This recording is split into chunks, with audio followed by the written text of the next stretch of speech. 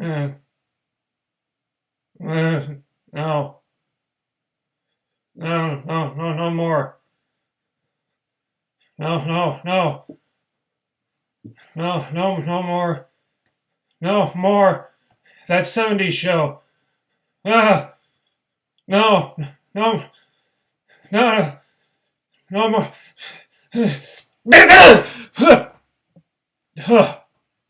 Holy shit. I'm s- Oh, hello. Um, this is awkward. I'm sorry. Been having nightmares about Ashton Kutcher for the last couple of days now. Don't know how that happened.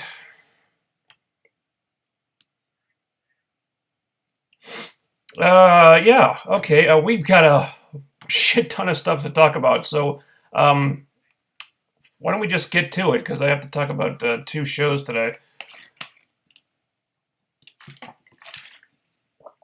I thought I hated Ashton Kutcher before. Yeah, let's just get to it. Let me just close out of this. Get here.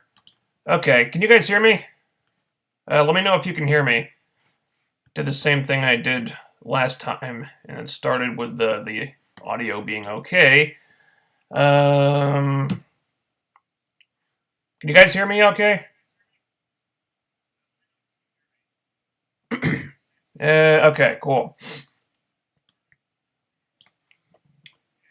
All right.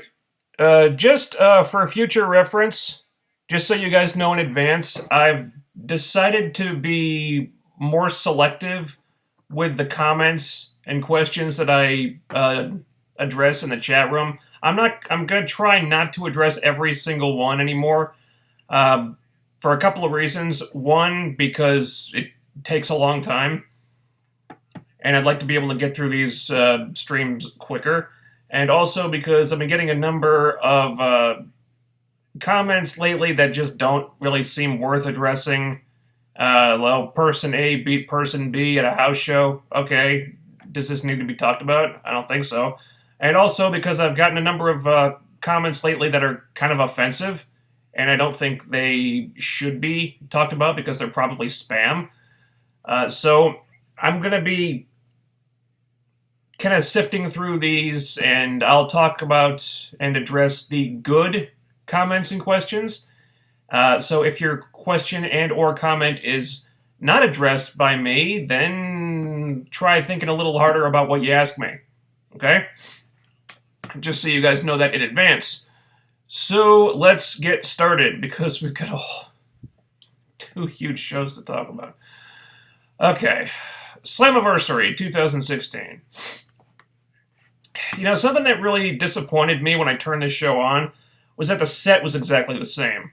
They didn't do anything to make it look different from the TV show at all. It just looked like a 3-hour Impact episode. The ring apron still had the Impact logo on it, even though this was Slammiversary, not Impact. I mean, come on, man.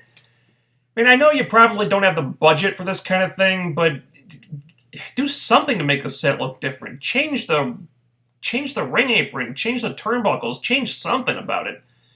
And this is supposed to be a special show. Try to make it look special, you know?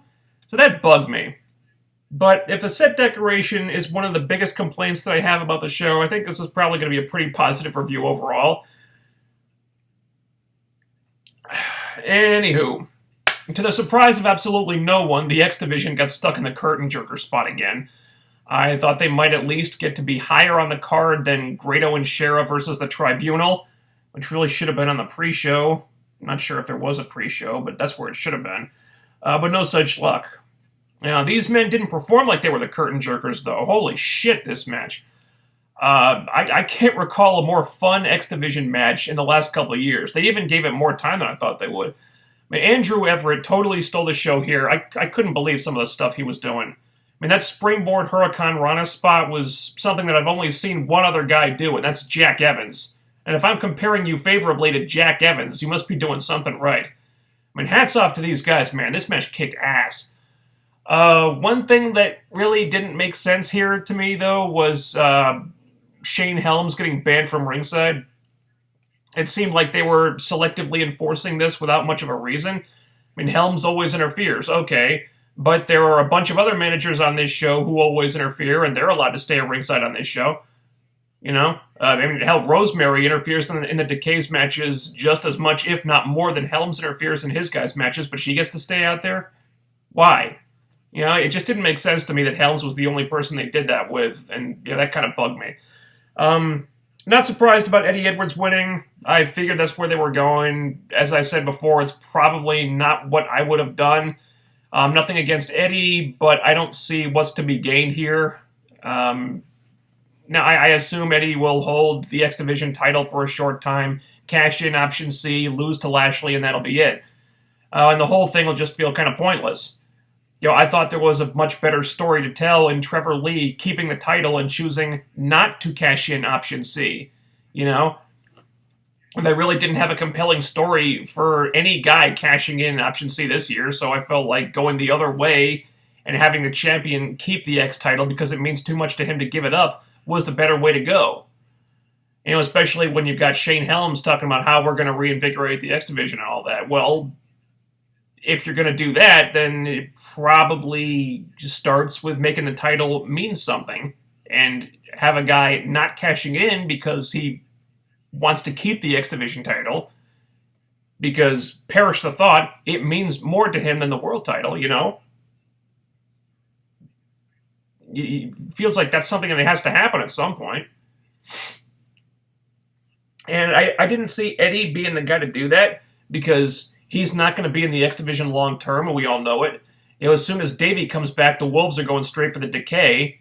So it made more sense to me to have Trevor Lee keep the damn thing so as not to have yet another X Division title reign without anything really being done with it. I'm not saying that Trevor Lee would be the perfect guy to do the keep the X title for a year and then cash in for the world title angle the following year, but seeing him try to do that felt like it would do more for the X Division than the usual cash-in scenario. Great match. I kind of disagreed with the winner, but I'm not going to complain about it because really it's business as usual for the X Division. At least they got more time than I expected. And then we had the Tribunal versus Grado and Shera. Wow. You know, this should have been a pre-show or dark match. What to say about this one? Shera hit a springboard move at one point. That was pretty cool. You know, to see such a big guy doing that. Didn't think we'd see that happen. Aside from that, I really can't remember a damn thing about this. And the Tribunal went over, so good. I'm not sold on them yet by any means, but they're not Grado, so they got that going for them. That's about it for this one, I guess. An unmemorable match for the most part that I had no real investment in. I don't think it was bad, really. It just wasn't interesting to me. And then came our Knockouts match. Singular. You know, Maria has that broken hand, so Maria versus Gail got called off. And TNA's response to this really annoyed me. You know, Gail Kim is really pissed about the match not happening, and to be perfectly honest, Gail came off like a petulant child here. You know, I want my match! Make this match happen, Billy! I want my match right now! Make this right! Billy, make this right! And I would understand her pissy attitude if Maria was faking it or something, but she's not. It's like, well, what the hell do you want Billy to do, Gail? Maria has a legit injury. The medical staff will not clear her to wrestle. You know, Billy said you'll get your match as soon as Maria is cleared, but there's not much else he can do about it. You know, and Gail just won't stop bitching and whining about this when it really is not Maria's fault. I mean, yeah, she's big and smug about it, sure, but the injury itself is not something she can control. And then the response. Gail pitches such a fit about this that Billy Corgan adds her to the Knockouts title match just to shut her up. So they pulled a Matt Hardy with Gail here, adding her to a title match that she didn't have to earn a place in, that she had no business being in, for no other reason than, oh, we just felt like it because she's Gail Kim. You know, a couple weeks ago, in the comments section on tnasylum.net, I suggested that Gail somehow, some way, would find a way into that title match. Because that's the kind of thing we've come to expect from Jane Cena, really. And then look at the result. It's a really damn good knockouts match, one of the best in a while. Excuse me. Though I'd say the most impressive stuff in the match came from Jade and Sienna. You know, Sienna did that double Samoan drop, which was really impressive. Jade was doing some cool aerial stuff. Even took a page out of Chris Sabin's book with that springboard tornado DDT. Really liked that. But they took a match that was supposed to be about the new girls, supposed to be about Jade and Sienna, and they made it about Gail. And I want to point out that early on, there were dueling chants for Gail and Jade, but the Jade chants won out, and eventually there were just chants for Jade. The crowd wanted Jade to win that match. They liked her more than Gail. So did I. So making Gail the biggest story here, having her story with Maria overshadow everything else, I didn't like that. And I didn't like Jade losing either. First off, it felt way too soon for Sienna. More importantly, it means that Jade's first title reign ended up the same way it was treated throughout its entirety, with her playing second fiddle to Gail. Jade should have kept the title at least another couple of months, and they should have let her really do something with it. Instead, she came off like a transitional champion because they never let her have any of the spotlight. Now, I'm glad they at least protected Jade with the interference from Marty causing the loss, though they could have protected Jade even more by having Gail eat the pin instead. But that part wasn't done very well. You know, they tease that Marty's going to go after Sienna, but then she hits Jade, and the whole thing happens so quickly that you didn't have a chance to absorb the tease at all, so it came off kind of rushed and confusing, in my opinion. I don't know why they even bothered with the tease. I mean, her and Jade were not on good terms the last time we saw them together. And now this just means that Jade is going to feud with Marty in another secondary feud. Well, it'll most likely be Gail feuding for the title again. I don't want to see Gail feuding for the Knockouts title anymore. I want to see Jade and Allie and Rosemary and girls like that going for the title. Gail has had enough title reigns. Giving her another one accomplishes absolutely nothing. A terrific Knockouts match. I just didn't like that Gail was in there, and I didn't like the outcome. Damn it. What's wrong with my voice all of a sudden? Okay, after this, it turns out that TNA found a place for James Storm on the card after all. And I'm glad about that. Not as glad as I would have been if he had had a real feud, and not something that's just, well, we need to get James Storm on the card. But it's something. You know, he cuts a great fucking promo about Slammiversary and how he was once the young guy getting his first real shot. Now there's this guy backstage who's kind of in the same situation, and you know, the more they present Braxton Sutter like this, the more I'm expecting a heel turn. I'm actually kind of surprised he didn't turn heel here, actually. But there's no funny business. They just have a nice match, and that's it. Storm wins, but he also kind of puts Sutter over as a guy who's really good and deserves the crowd's respect, and that was very cool of Storm. It was a classy thing to do.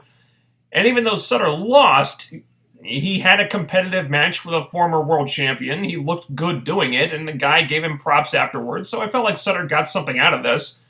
Though I am still expecting a heel turn at any time.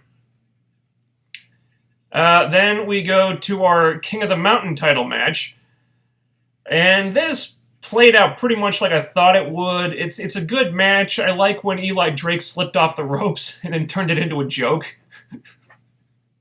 You know, he plays a cowardly, sneaky heel. He plays possum. He outthinks Bram. Does all that kind of stuff. Very true to character for him. I'm glad Eli kept the title. It was way too soon for him to lose it. Of course, it was way too soon for Bram to lose it when he lost it to Eli. But, you know, hot potato title changes really bother me. Eli's the champ now, so roll with him for a while. Let him keep the title long enough so people will actually give a shit when he loses it. I am annoyed that Bram's title win over Eric Young kind of got brushed aside and wasn't used to build Bram up at all afterward. It was just kind of quickly forgotten about, and then he lost the title soon after, so that felt like a wasted opportunity to me.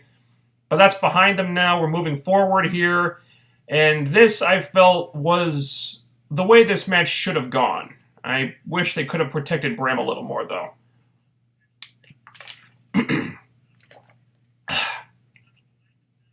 Then, very early in the night, we have Mike Bennett versus the man who's going to punch God in the mouth, our Lord of Wrestling EC3. Why on earth was this match, the match that should have been the co-main event of the show, in the middle of the damn card? Why was it lower on the card than Hardy versus Hardy, a feud that, thanks to Matt's influence, has become a complete and utter fucking joke?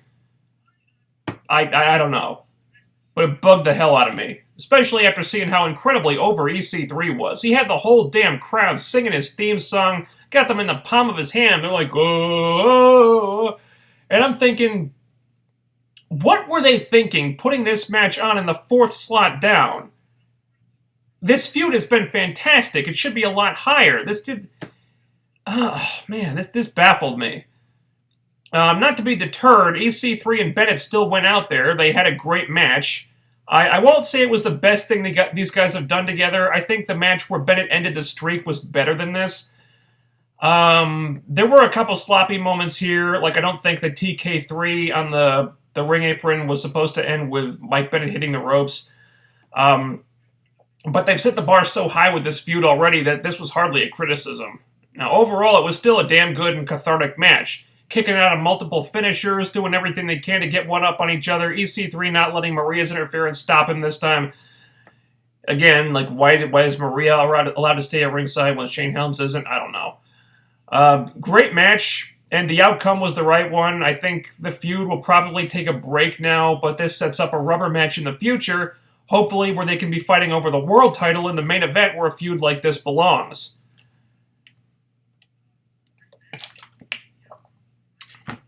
And then we have Full Metal Mayhem with Jeff versus Matt. Before the match, oh boy. But before the match, Matt cuts a promo backstage where he's doing another new accent. Jesus, Matt, just pick one and stick with it, for crying out loud. Does he have any idea how idiotic he sounds?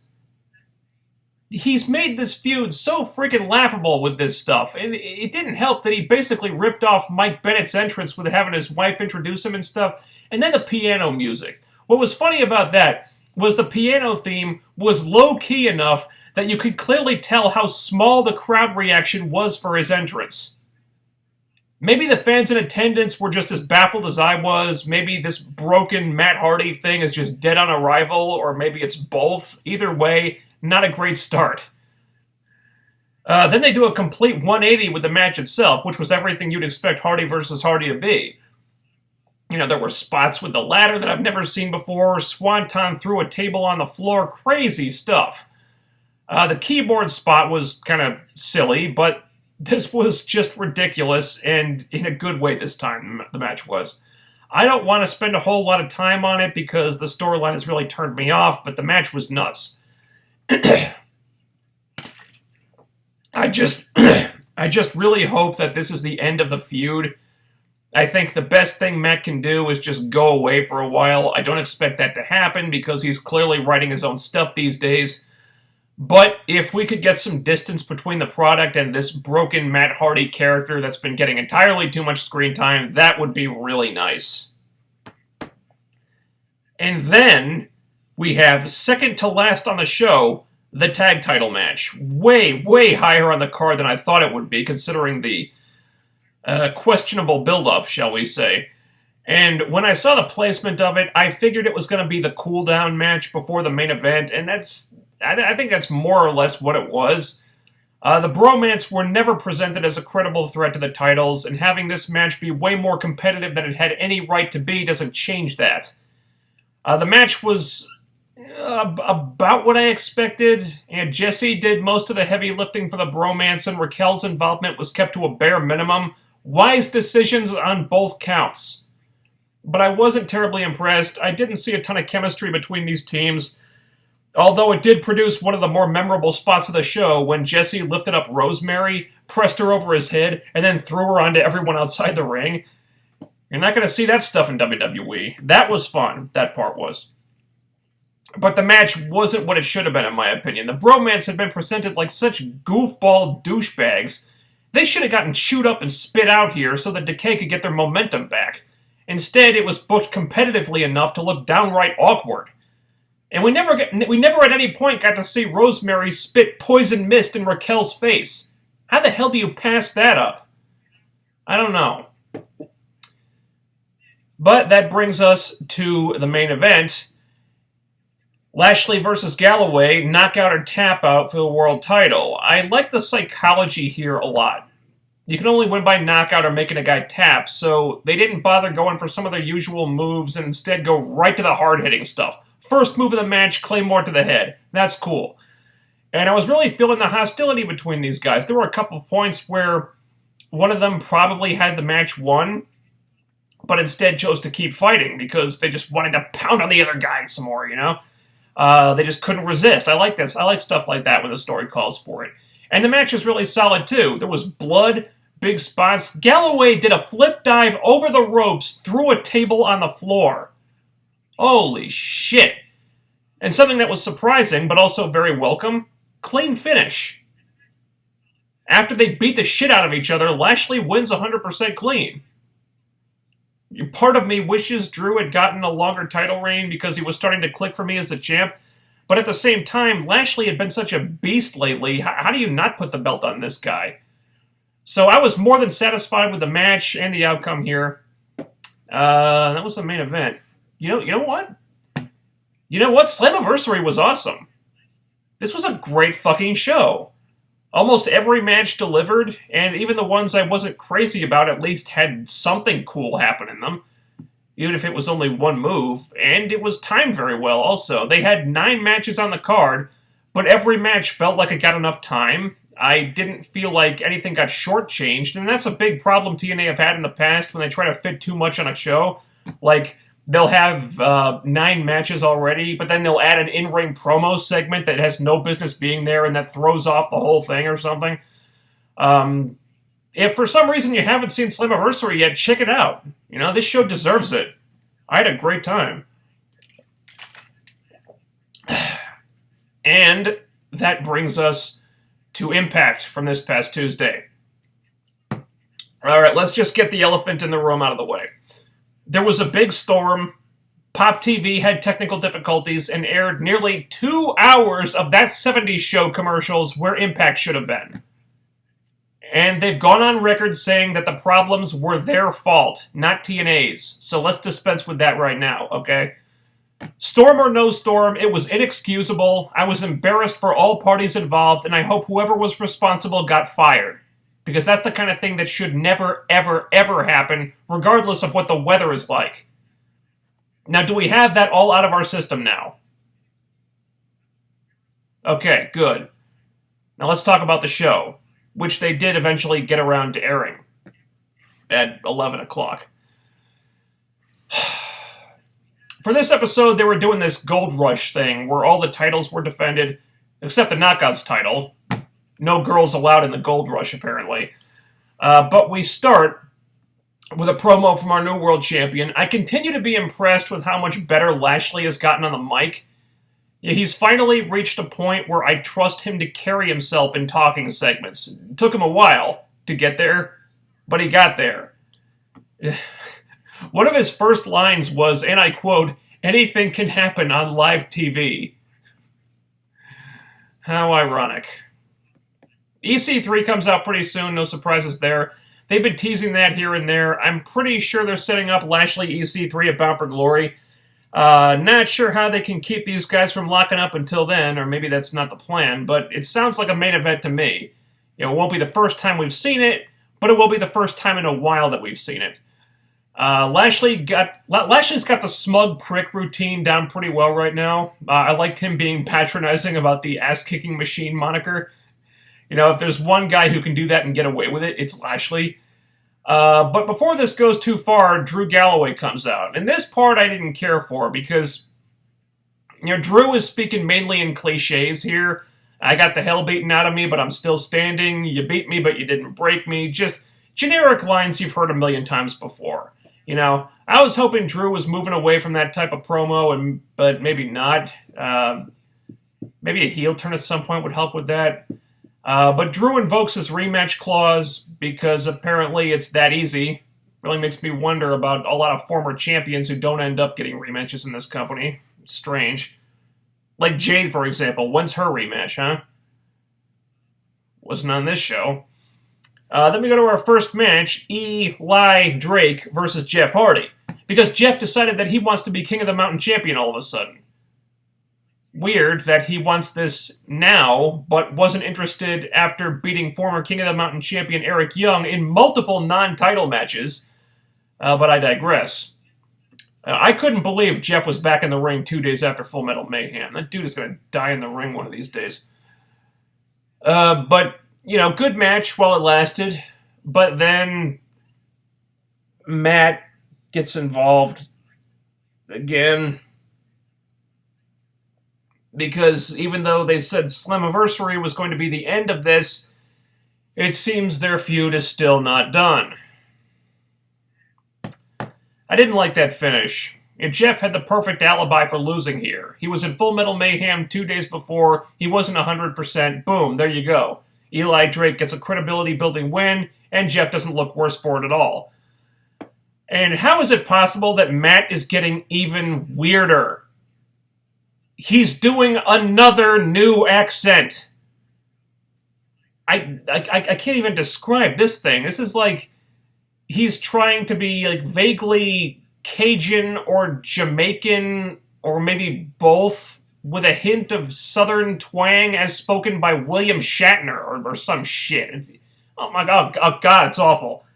And I cannot believe that no one backstage has told him how ridiculous this is. That no one has told him to stop what he's doing. This has got to be some kind of rib. But I can't tell who's ribbing who at this point. The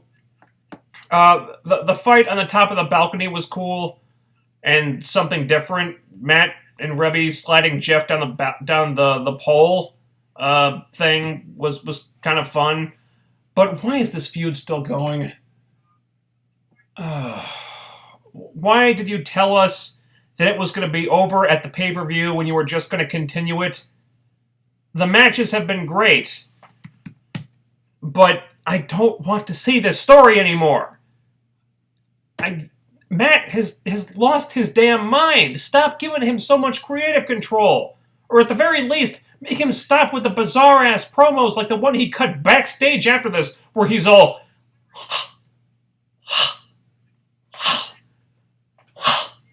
What the fuck was that? What was that?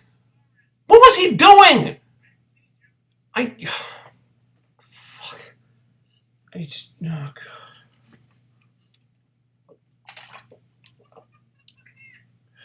Wish I could Irish this up a little bit. So after that, we have our X Division title match with Trevor Lee. Ironically, a man who now has less bizarre facial expressions than Matt Hardy, getting his rematch against Eddie Edwards. It's good for the time it got, but it probably went under 5 minutes and came off like an afterthought. Trevor Lee held that title for months, and now he's getting beaten this quickly? What the hell? It's like they did this just to get it out of the way. That does not bode well for Destination X, does it? After this, we have an uncomfortable backstage segment with the Bromance, where Jesse has apparently hacked into security camera feed so him and Robbie can spy on Raquel as she gets undressed. Oh, sorry, this is the Big Brother camera, whatever the fuck it was. That doesn't make it any better, guys. It doesn't. I repeat, they're spying on Raquel as she gets undressed. Because they're baby faces. And also because Jesse thinks that this is going to help them become tag team champions somehow. I'm just as confused as you are. I have some questions. Why is there a camera in the women's dressing room? How is this supposed to help them become tag team champions? How is this supposed to help the Bromance do anything? Except provide them with whack-off material, which they shouldn't need in the first place because Jesse could probably get any girl he wants and Robbie is married. Also, am I supposed to like these peeping Tom dipshits for spying on an unassuming woman as she gets undressed? I don't. You know why? Because that's what perverts do. You know, this is sexual harassment. Invasion of privacy. It's not funny, it's not entertaining, it's actually kind of disturbing. Kayfabe-wise, Raquel could file a lawsuit for this. She could sue the company and she'd have a great case. Because even though they tried playing this thing for laughs, which pissed me off more than anything, what Robbie and Jesse are doing here is really fucked up. It baffles me that this company that claims to pride itself so much on their knockout division and treating their female performers with respect would do an angle like this. And that is supposed to be our top babyface tag team?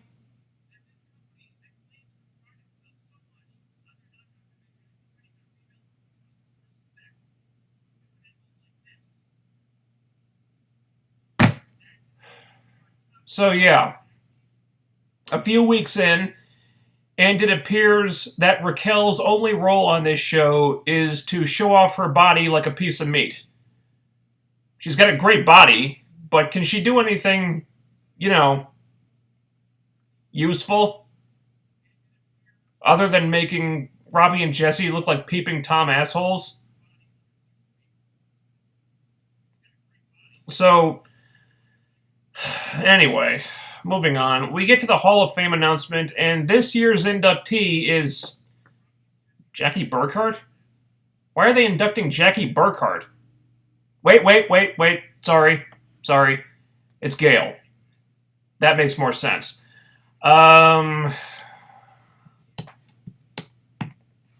Yeah, I don't really care about Halls of Fame. I've said that before. So this makes no difference to me. But Gail going in is fine. I guess she did deserve to be glorified because God knows this company never glorifies Gail Kim at all, right? I guess she was overdue. Sarcasm aside, Gail has done a lot for women in wrestling. She's a very deserving inductee. I don't think you're going to have a whole lot of argument about this from anyone. I just wish this was happening at a time when I wasn't feeling kind of resentful towards Gail because the company's constant glorification of her never seems to end, even when it comes at the expense of everyone else in the knockout division. Speaking of people like that, JB interviews one of them backstage. Marty explains why she turned on Jade at the pay-per-view, costing her the title. Her reasons made sense. She blames Jade for the dollhouse breaking up and leaving her behind. Okay, they were friends and now they're not. It's a really nice performance from her. She showed some acting chops and charisma here. Marty's always been a good interview. And I'm glad they finally decided to do something with her. I just wish it hadn't come at the expense of Jade's title reign. Speak of the devil, Jade shows up at that point and things get ugly pretty quickly. Oh, poor Marty. Jade kind of went ghetto on her.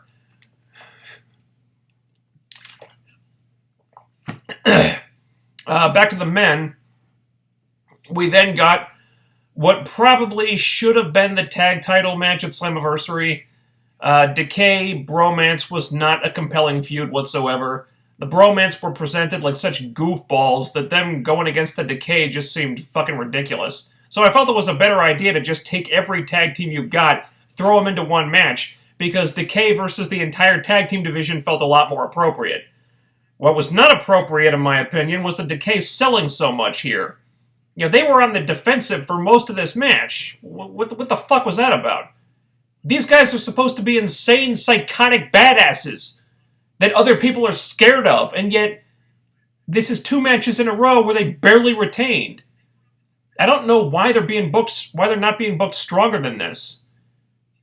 Okay match, I guess. Again, I don't see a lot of chemistry here. The days of the Motor City Machine Guns and beer money are gone for the time being. This division really needs the Wolves back. The next segment was really strange. Donna Pinciotti comes out because she's pissed about Gail being inducted into the Hall of Fame. Her and Mike Bennett pitch a fit until Red Foreman shows up to calm them down. Things are going fine there until Midge Pinciotti decided to interject herself. It's possible I got some of those names wrong, but just go with it. Like I said, my brain's a little scrambled at the moment. Crazy dreams and all that stuff. The following was something I have not missed on this show at all. Drama with the authority figure. I have very much been enjoying the fact that for a while now, Impact did not have an authority figure. But yeah, Dixie and Billy show up occasionally to make an announcement or a match or something, but for the most part, they were staying off camera, not taking up TV time, which I found very refreshing, especially in Dixie's case, until tonight. Dixie and Maria get into this big argument. I could run Impact better than you. Maybe you shouldn't be leader of the Knockouts anymore, blah, blah, blah. And then Maria kind of goes off on Dixie, gets in her face, like pointing at her, like, and it ends with Dixie giving Maria this little love tap, which they sold like Dixie smacked Maria's teeth out of her head and broke her jaw, or something like that.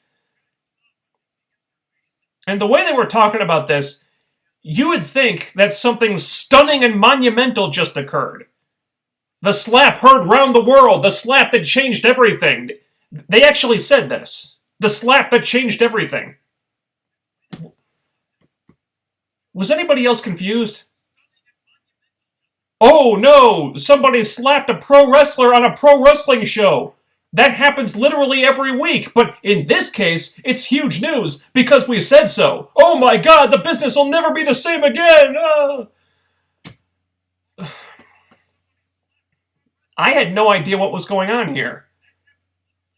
Seriously, what was the big deal about a wrestler getting slapped on a wrestling show? I guess because it's the boss slapping an employee, it's supposed to be different somehow, but how many times have we seen Vince McMahon attack wrestlers on Raw? He's done all that in Wars. Hell, Stephanie slapped Ric Flair in the face a couple weeks ago and nobody said shit about it. It's become commonplace for authority figures to do this type of stuff, and yet they're trying to make a huge deal out of Dixie doing this to someone. I don't understand why this is suddenly a big thing. This made no sense to me. Maybe they were just confused. Dixie definitely seemed confused, saying that Maria had wrestled 0 times in TNA, even though Maria won that ladder match not too long ago, and wrestled in a tag match where she actually pinned the woman that Dixie is inducting into the Hall of Fame. But why would the president of the company and the authority figure of the TV show need to remember little details like that?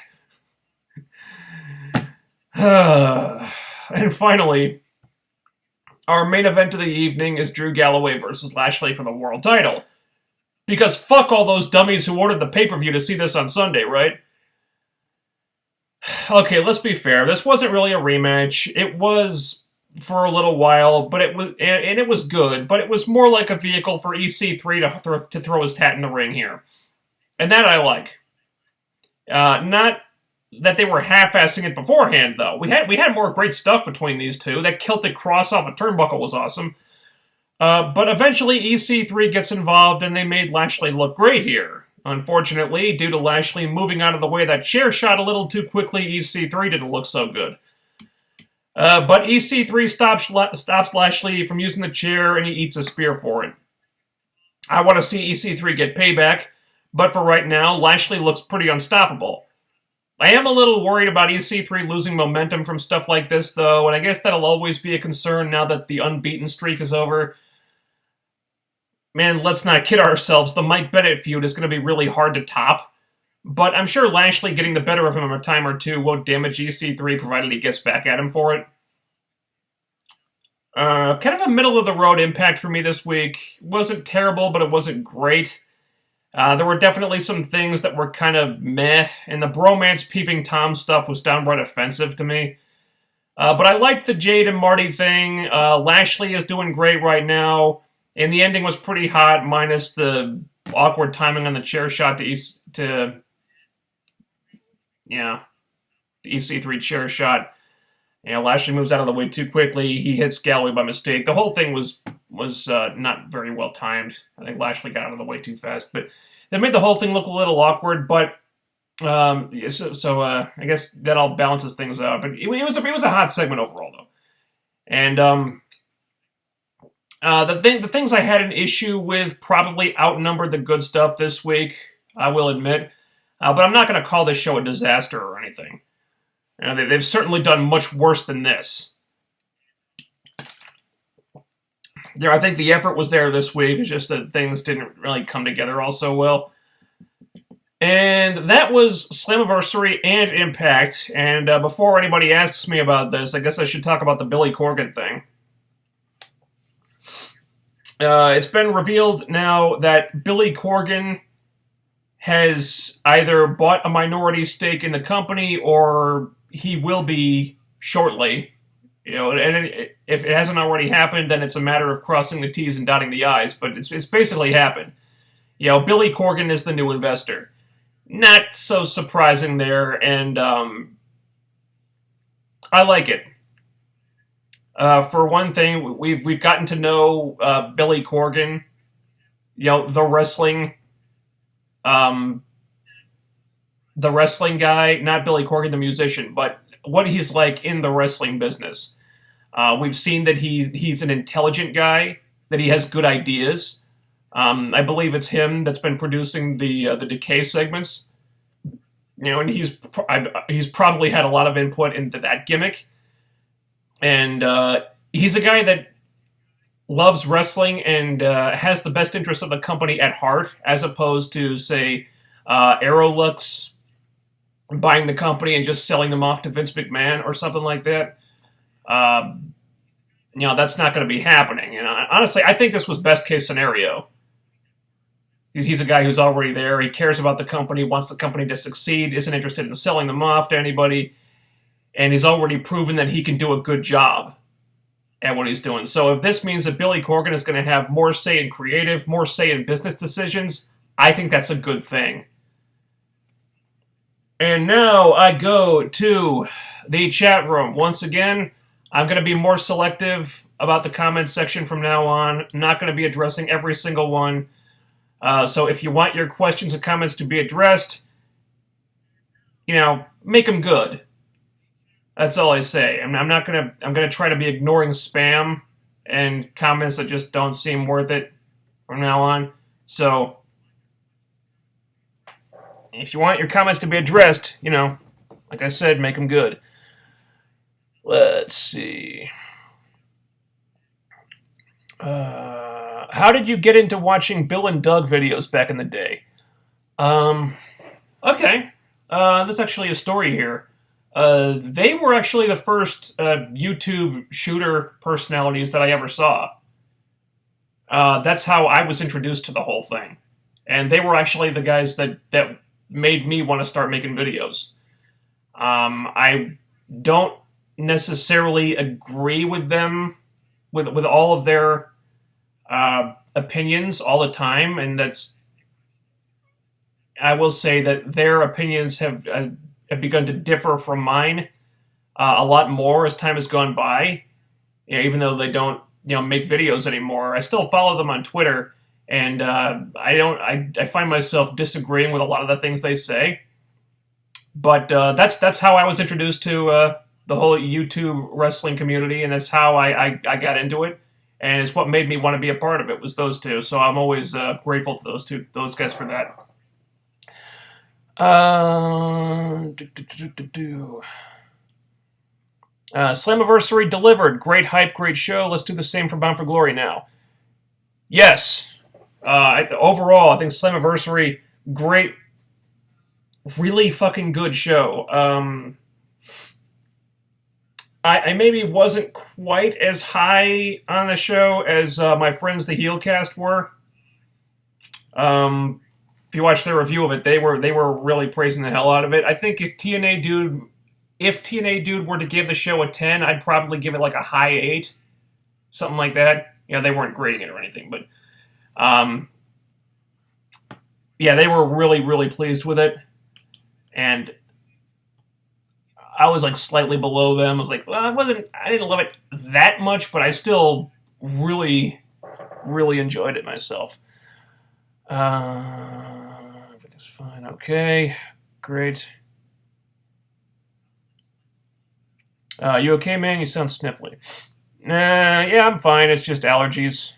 I have chronic allergies, so I'm always a little stuffed up, like 24/7. And I guess a byproduct of that is that my throat is kind of scratchy all the time, so I can't talk too long without losing my voice, which is why I always try to have a bottle of water with me, or something to drink when I do these. Alright. I subscribe to the Fight Network and the show went uninterrupted. Alright, okay, well, I don't have the Fight Network. I was watching it on Pop TV, so I got 2 hours of commercials.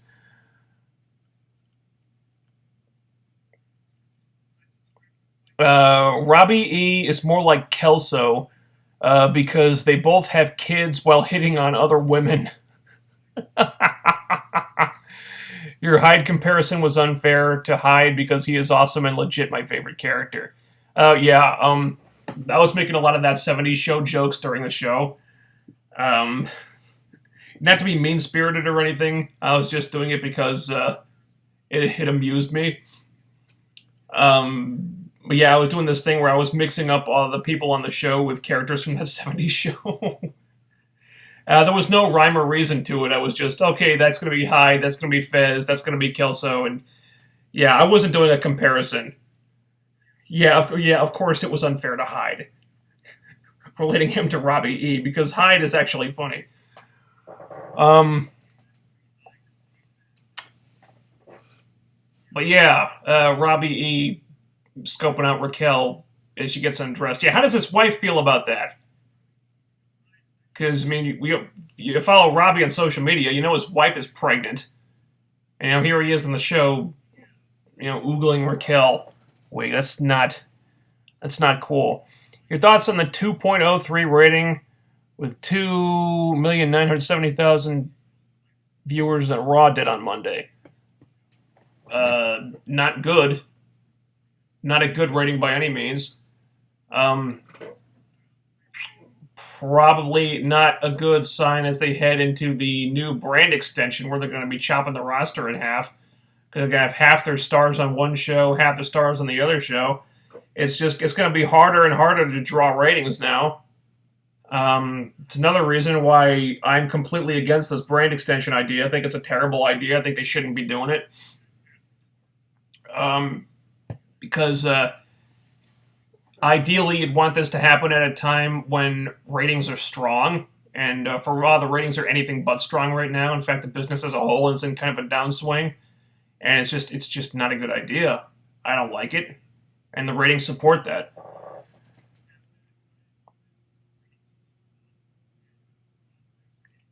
Yeah, Robbie E is much more Kelso than Hyde. Yeah, I agree. If anything, Jesse Goddard's would be the Hyde of the team. He's actually coming across as a cool dude. Yeah, you know, minus the hacking into the security cameras and watching women get undressed. That's not cool, guys. Let's not say that's anything cool, because it's not. Aside from that, yeah, I've been enjoying Jesse lately. He has improved a lot. I think being stuck with Robbie as a tag partner does him no favors at all. I think it drags him down. It's holding him back from a singles run, which I think he's probably ready for at this point. But the tag team division has kind of been decimated, and unfortunately, the Bromance are a necessary evil because they've got so few teams to work with now. Chelsea Green was in the dark match against Mickey Knuckles at Slammiversary. I think that was at the Impact tapings. But yeah, Chelsea Green worked another dark match.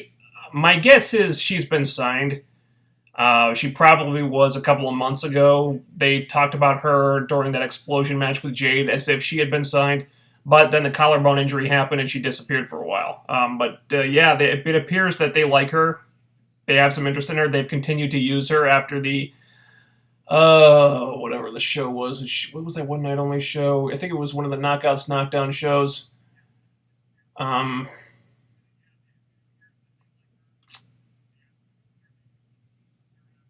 don't know if it was the most recent one or the one before it. I don't know. They used her on one of those shows, and they've continued to show interest. So my guess is we're going to be seeing Chelsea Green show up on the TV show at some point in the near future. And I'm fine with that, really. I wasn't completely sold on her until I saw that match with Jade, which was by far the best match I've seen her have. And she got over and she did some cool stuff. So I said, okay, you know what? She's a good investment. You can sign her. And I'd be okay with it. I was hoping they'd put Helms in the match since he interferes a lot. That would make no sense. He interferes a lot, so you reward him with a title shot? No, I would no. That wouldn't have made sense story-wise. Everett and Lee were both absolutely incredible in that X Division title match. Eddie and DJZ were both really good here also, but let's face it, the Helms guys stole the show. Oh, yeah. I couldn't believe some of the stuff Andrew Everett was doing there. I rewound and watched that spot with like the springboard Hurricane Rana where he's on the outside. He has a springboard, then twists around and springboards the guy, and then Hurricane Rana's the guy off the turnbuckle. I watched that spot a couple of times. That was really, those guys were really super impressive. It's time for Everett to be pushed now. He was more impressive at Slammiversary than Lee. Also, DJZ needs to be the next champion since Edwards is probably going for option C. DJZ's been great lately. Assuming that Eddie cashes in for option C, which he probably will. I would like to see DJZ be the next champion. I'd like to see them insert Mark Andrews into the mix. I'm not saying put the title on him immediately, but at least get him in there. If I had to pick one guy who stole the show in that match, it would be Andrew Everett. Maybe switch to have him going for the title instead of Trevor Lee. If you had to pick one of Helm's guys, I'd say give Andrew Everett a shot because right now he's just been jobbing a lot. And I don't think he's won a single match, which is disturbing because he just debuted. Davey Richards should have come out to congratulate Eddie's win. I agree. They should have had Davey do something there. TNA Dude had the idea that Davey was going to stop Helms from interfering during the match and kind of help his buddy win by taking Helms out. Didn't happen that way, apparently, but I would have been nice if he had come out to congratulate him at the end there. That would have, I agree. They should have done that. Happy Sienna won, but Gail didn't need to be in the match. I still think they should have had Jade keep the damn thing. They'd really done nothing with her as a champion. I don't know why they even bothered putting the belt on her in the first place. It's like, well, Gail, it was time for Gail to lose the damn title already, but it's like they had no plan for Jade. They just put the title on her and then they didn't do anything with her. There were a bunch of weeks where she didn't even appear on the show because they were playing second fiddle to Gail versus Maria and that whole storyline. Well, if that's the case, well, why even take the belt off Gail in the first place? I don't get it. It's really disappointing. Jade seems to be the woman that they have pegged as like the next Gail. Once Gail leaves, but it's really frustrating to see the Knockouts division still being presented as Gail first, and then everyone else is way down here, regardless of who has the title. So it's just frustrating to see this still being done. When Gail has said recently that she's thinking about retirement in the next couple of years, it's just like this shouldn't be the case anymore. They should not still be booking things this way.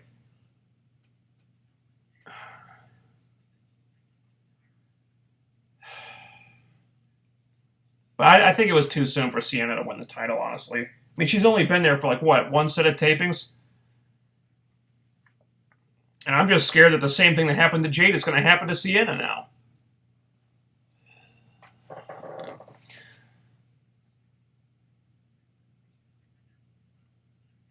Let's see.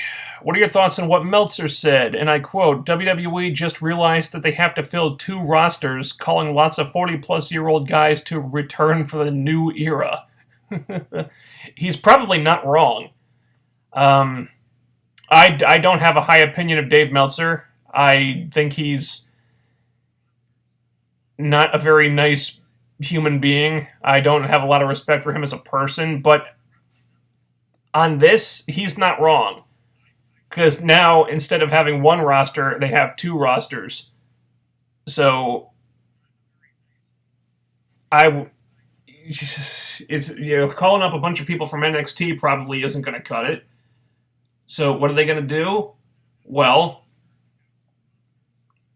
going to go to one of their old fallbacks. They're just going to push the people they know, and it probably means they're going to bring back a bunch of former stars, most likely. Yet another reason why this brand split is not a good idea.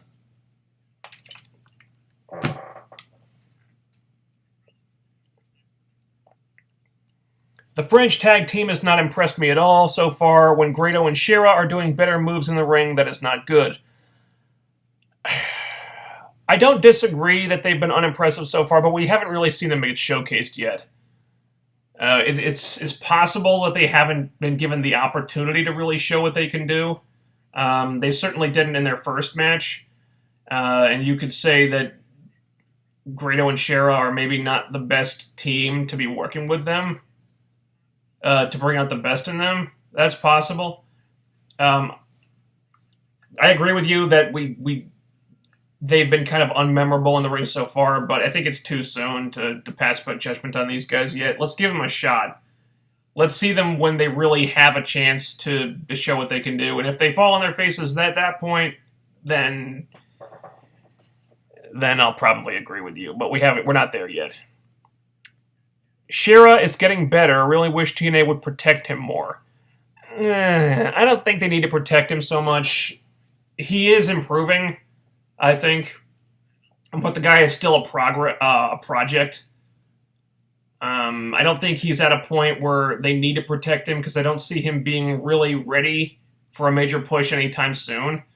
I think right now what they're doing with him is fine. If you have to have him on TV, it's like, okay, you put him in a sort of a comedy tag team where he can get some exposure, but he's not meant to be taken that seriously. Okay, that works. If he has to be there.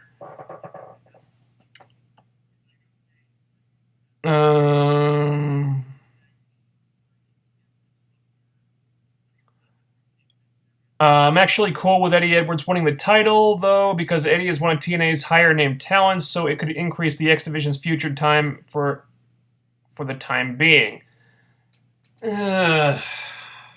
Possibly.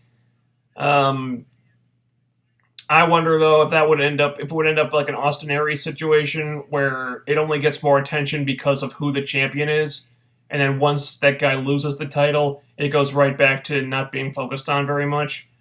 And like I've said before, the X Division usually gets focused on a little more around this time because it's Destination X. That's the one time of the year where it gets focused on.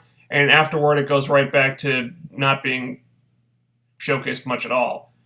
So I expect we'll be seeing the X Division get more time in the next couple shows, which should mean more time for Eddie Edwards. That's not a bad thing. After Destination X, though, might be a week or two where we see some fallout with that, but afterwards, I'm not expecting much to change.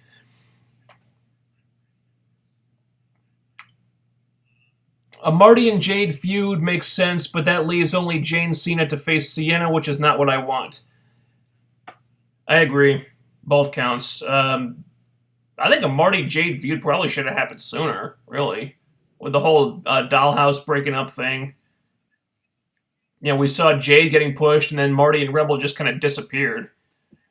It felt like there was a story there. I mean, that should have been Jade's first feud for the title, was with Marty, and tying up that loose end, really. Instead, Jade just didn't really do that much. And I don't want to see Jade going for... Gail going after Sienna either. I think there's nothing to be gained here. They protect Gail so much that I don't expect Sienna would get anything out of that. If she was lucky enough to get some wins, it probably wouldn't be a win that really meant something because they like I said, they protect Gail way too much for that to happen. So I'm not seeing the positives in that, and I hope it doesn't happen. Gail should have faced Cherry Bomb with Cherry going over. For the pay-per-view, that's what I would have done. Maria can't wrestle, so substitute in Allie. Have them go. They had a great match at a one-night-only show a while back. Forget which show that was, but that was the match of the night, actually. They're starting to show that Allie knows how to wrestle, even if they're not using her to her full capacity. So that's what I would have done. Just sub in Allie and keep Gail out of the damn title match. I really wish Jade and Marty would feud for the Knockouts title. Me too. Jade should still be the champion, damn it.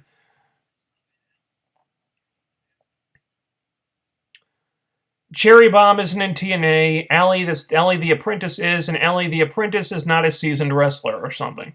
Yeah, I don't get that either. I really don't. If you want her to be a new character and to have no connection to the person who was working those Impact matches that we saw before, Laura Dennis, Cherry Bomb, whatever, so be it. Why does she have to be an inexperienced wrestler, though? That makes no sense. We already saw video of her competing in the Lucha World Cup. They put that video on the YouTube page. So obviously she is an experienced wrestler because you wouldn't send an inexperienced wrestler to wrestle in the Lucha World Cup, goddammit. But she's playing the part of an inexperienced wrestler, love it or hate it. And I think she plays that part very well. You can tell in her body language she acts like an inexperienced wrestler, someone who's just really excited to be there, even if it's kind of scary and she doesn't really know what she's doing, but she's trying really hard. She plays that part very well, even though I wish it was a part that wasn't necessary. I'm actually looking forward to Jade versus Marty feud. So am I. I just hope it gets the time it needs to mean something. And unfortunately, history has shown that if you have a Knockouts feud where neither of them are Gail Kim, they aren't going to get focused on that much. So I'm not terribly optimistic about that.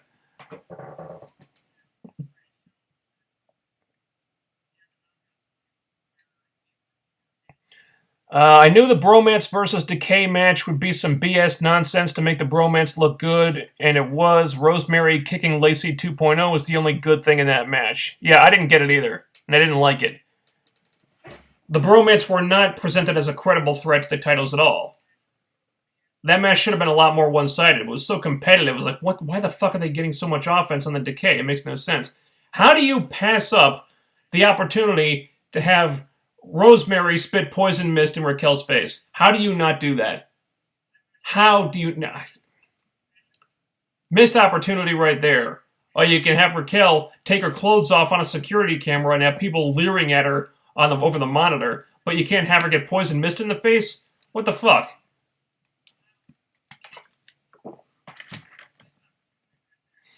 Jesse Goddard needs a new partner. Replace Robbie E with someone else, and the bromance might actually be somewhat acceptable, despite the horrible gimmick. Yeah, give Jesse a partner so they can drop the horrible gimmick and give him a new one that doesn't suck. And then then this tag team would be acceptable because it wouldn't have Robbie E anymore. And I've said this before. I said this on the HeelCast that we recorded the other day, which should be out at some point this weekend. That the worst thing they could do for Jesse was putting him back with Robbie E. Because for some reason, when they're together, Jesse just defers to Robbie. I don't know why. But Robbie's worst qualities end up rubbing off on Jesse. And character-wise, they just end up reverting back to the stupid douchebag clown shit. I don't know why. It doesn't work. It's never worked. The gimmick is a crowd killer. It's always been a crowd killer. But for some reason, Robbie seems to have no desire to change it. And I don't know why Jesse keeps deferring to him so much. Jesse is showing now that he's better than that, but being paired with Robbie E just drags him down. Get the guy a new tag team partner, or let him go singles. I think he's ready for it now.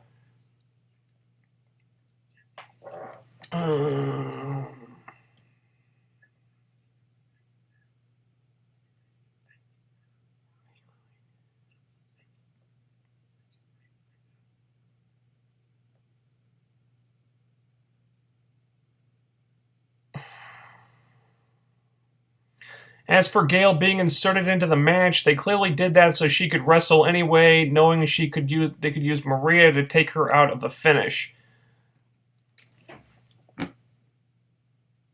Well, and if that's the case, they could have just had her wrestle a match against Allie. There was no reason to put her in the title match. There was no reason.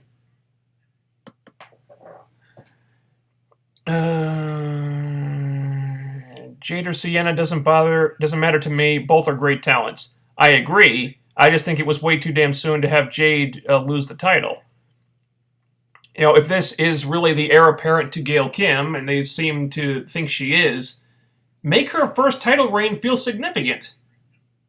You know, make it mean something. Make it memorable. And they didn't do any of those things. That's the problem I had. I think, well, they haven't done anything with her title reign yet, so why have her lose it?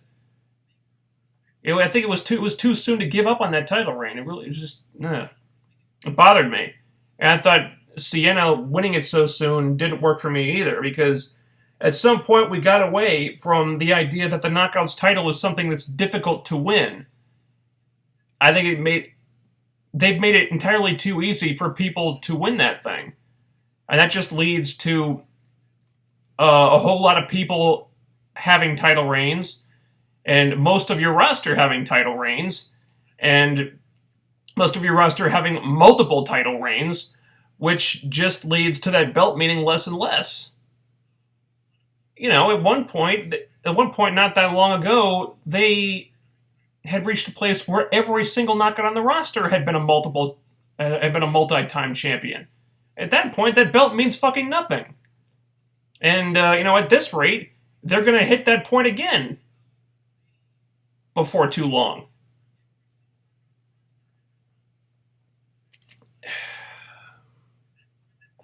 Yeah, I like Sienna. I think she's been doing great work. I just think it was way too damn soon for her to win the title.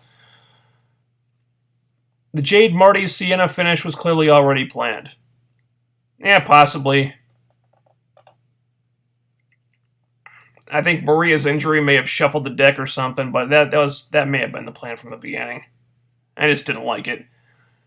Storm Open Challenge would actually work. The dude can put over talent. Yes, James Storm Open Challenge would actually work. The dude can put over talent well. I agree, he can, but I don't think he should have to right now, because I really want to see James Storm get a main event run. I think if Bobby Roode leaving derailed any beer money plans that they had, now's the time to put James Storm in the main event. If he's a singles guy again, there's no reason he shouldn't be in the main event at this point. Because goddamn, that guy has deserved a main event run forever. I like Braxton Sutter, but he has no real direction so far, and his theme song is the old Explosion theme. He is needed in the X Division, also Storm needs something to do. Sutter isn't really an X Division style guy, though. Now, I see him as more of like a mid-carder. Like, more like a... I would put him in like contention for the King of the Mountain title, honestly. I don't see him as an X Division style wrestler. I agree, he doesn't seem to have a direction yet. But like I said, I'm kind of half expecting him to turn heel at some point, like they're setting him up for something. How many Jeff versus Matt matches can they have? For crap's sake, this is AJ versus Daniels, one last time till the next time type of feud of tired redundancy. I agree. I mean, it's not like it was a new feud in the first place. We've seen it a couple times in WWE. Now they're just doing it over and over and over and over and over again. Now it's just, guys, it's old. It's tired. Maybe they're doing it for like to attract WWE fans. I'm not saying it wouldn't work, but I'm just tired of it, man. I'm really tired.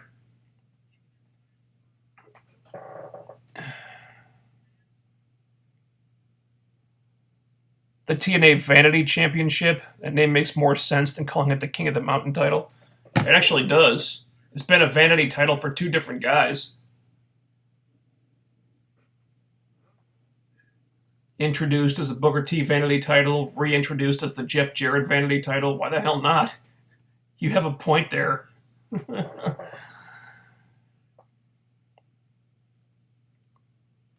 I like that Eli won clean.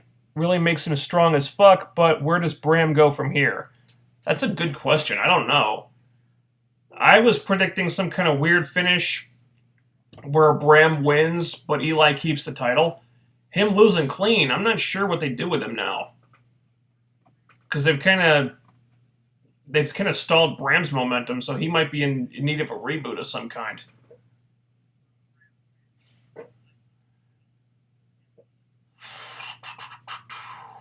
I love how the knockouts add to storylines by playing up on Twitter. Oh, yeah. Rosemary and Allie are great with that. Of course, they were before they came to the company. Those two can sell a storyline on Twitter alone. And, Rosemary's always in character there. Allie is most of the time, too.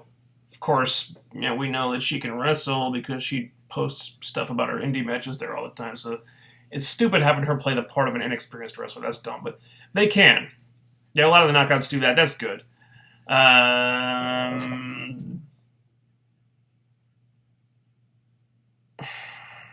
Would Bram work as part of a Decay? Possibly, if they retooled him, if they retooled his character a little bit. I think there are worse people you could put in the Decay. I would be hesitant, though, to add any new members of the Decay, because I feel like Decay have a good thing going, and putting any new names in there might potentially screw with the chemistry they've got. Like I said, I was hoping they could find somebody else to pair with Crazy Steve and move Abyss into like a more of a bodyguard or muscle type of character, but Bram, but potentially, I think that could work. The characters aren't that different. I could make that make sense. I don't see why Gail Kim is always put first and the Knockouts champion is second thought. Yeah, I could understand it in the beginning. Gail was coming in from WWE, so she had some name value, more so than the other girls they brought in to launch the division, most of whom were indie talents. And also, look, Gail's been the best women's wrestler around for a while. Probably the best one on TV we've seen in years. I'm not denying her talent, and let's face it, she has put on some barn burner type matches in her time. But it's been years of this now. there's a reason I call her Jane Cena. It's like you can't push the same woman to the top all the time. You gotta. I think it's gone on for so long that it's become detrimental not only to the other knockouts but to Gail Kim as well. Because I've seen signs of the crowd kind of turning on her, or at least getting bored with her. I think some time off and letting a new girl have the spotlight as the top knockout would do Gail Kim a world of good when she came back. At least let the champion have the spotlight. Damn.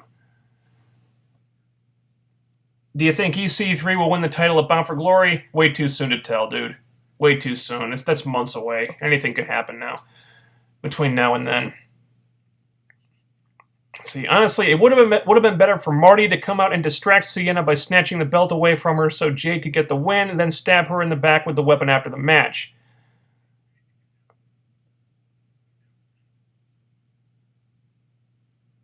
That would have been nice. Yeah, I like that. That would have been good.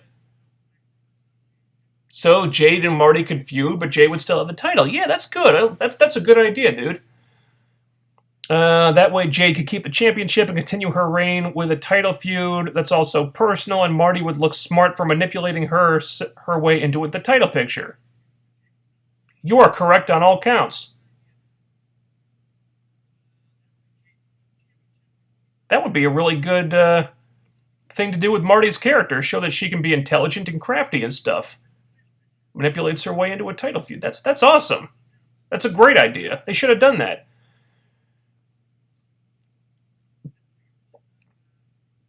I think there's a chance Eddie Edwards wins the world title. TNA could go for a shock the way they did with Chris Sabin.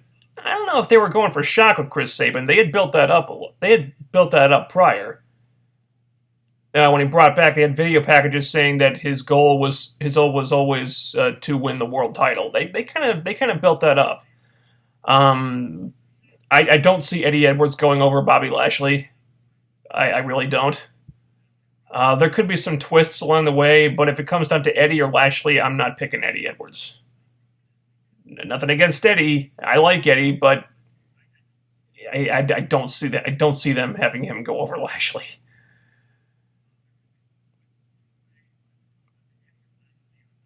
With the lack of face knockouts, I would not be surprised if they have Gail versus Sienna until Bound for Glory. Well, like I said, I think we'll be seeing Chelsea Green in the not-too-distant future. I expect she'll be a face, so there could be some twists there. I hope it won't be Gail and Sienna until Bound for Glory.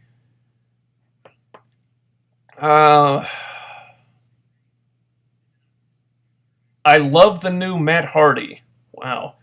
The character and feud is stupid, yes, but it's not even close to boring, which is saying a lot about a Matt Hardy program in 2016. Oh, I would agree with that. It's not boring. It's a lot of things. It's crazy. It's batshit insane. It's off the wall stupid, but it's not boring. I would argue that what Matt is doing might actually be worse than boring. It is getting attention, though. I gotta say that. Gail Kim needs to start putting people over. She doesn't need the title. Put Dixie for some weird reason, but Dixie for some weird reason thinks it's Gail Kim always needs to be the champion. Yeah, that's something else I've talked about before. It's like, for some reason, TNA management thinks, or acts like they think, that Gail has unlimited mileage and will always be there. It's like they're not taking into account that she's not a spring chicken anymore and has more miles behind her than in front of her. You know, she's the grizzled veteran of the division now. And yet they're still pushing her like she's the fresh-faced new girl who's taken the division by storm. And you know, she's always at the top, even though there are girls who are great and also young and fresh-faced that they should be focusing on instead. But no, it's always Gail Kim. It's frustrating, you know?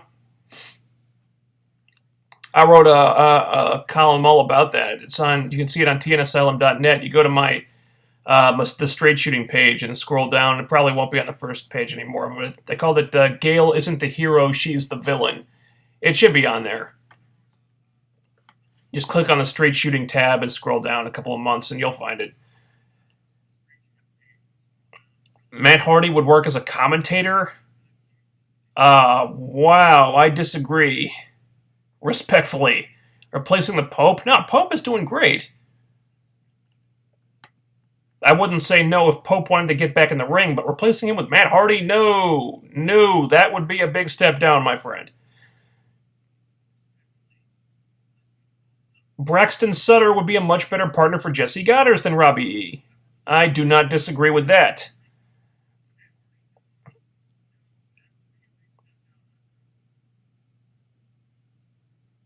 Al Snow was quoted, "They're the goofiest bunch of people I ever met." Snow said regarding wrestling fans, "I genuinely hate them. I really do. I love the fact that they're fans, but I hate them." Not the most appreciative thing to say about the people that line your pockets. From his point of view, I guess I can understand why certain fans would rub him the wrong way. Let's be honest, we are an opinionated bunch of assholes. Especially us people on here. But at the same time, the fans are the reason why these companies are in business. I think to say something like that is kind of a shitty thing to do, a shitty thing to say. And I think maybe Snow should be a little more tactful, or a lot more tactful. Trevor Lee and Andrew Everett should be a tag team already. I agree they could be incredibly useful as a tag team right now. And we'll probably see that before too long, but at the same time, it's like, well, what the hell do you do with the X Division if those guys leave? You know? I mean, you've got so few people to work with in the X Division as it is. You know, you can't just have really the only two heels leave. What else is there?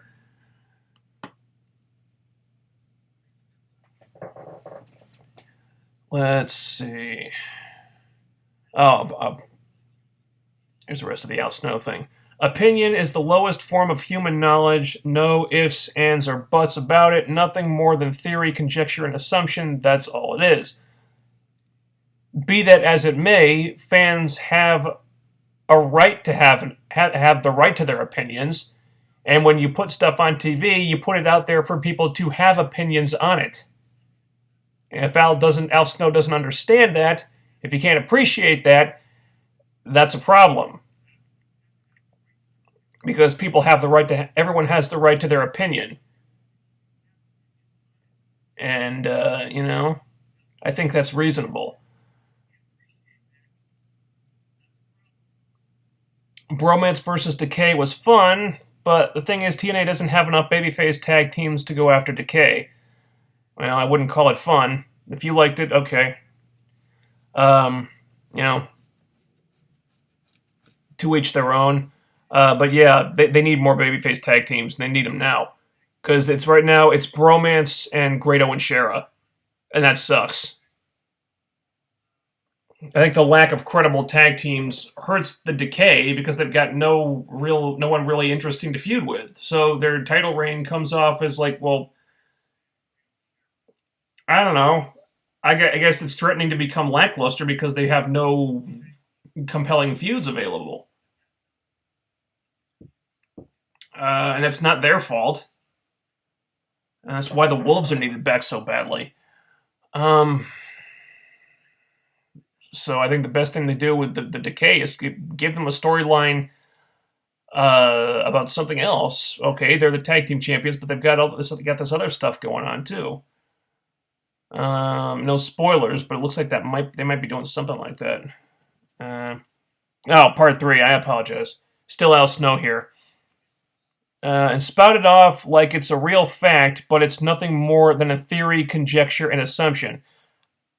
No, I don't think people on here say a lot of stuff that we call fact. I think a lot of us have very strong opinions, and it might come off like we think something is a fact, but really all we're doing is giving our opinions. Yeah, that's what I do. I have strong opinions about a lot of stuff. I have, I say, oh, this should have happened or that should have happened. But it's always I'm giving my opinion about stuff. That's all. I don't say that anything is a fact. I just feel the way I feel, and I say what I think should be happening, and it's an opinion at the end of the day. That's all it is. I feel very strongly about my opinions, as most people do, but I'm not so arrogant as to call it a fact, even if it seems like that sometimes. But yeah, I think Al Snow isn't being really fair here. Broken Matt Hardy gimmick, the Vandal Doc Brown Savage thing, absolutely plain hilarious and a so bad it's good way. The Hardys had a good match with a few sick spots, and Jeff once again betraying his own body for the sake of the fight. One of the things I thought they might course correct the Matt Hardy thing after Slammiversary when they taped more TV. I thought they were going to go one of two ways: either take Matt Hardy off TV, get some distance from that character, or else keep the character basically the same but play it for laughs now. Like he's taking character cues from like a Joel Schumacher Batman villain or something, and just instead of playing it down, play it up like even more over the top, but make it so it's intentionally funny now.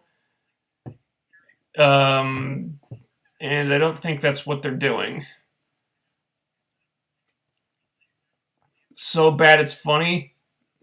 Possibly. I don't think that's what they think, though. I think they think that this is good.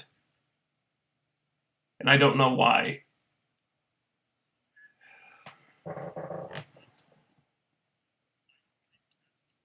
What was the match of the night for you at Slammiversary? I'd say probably the X Division match.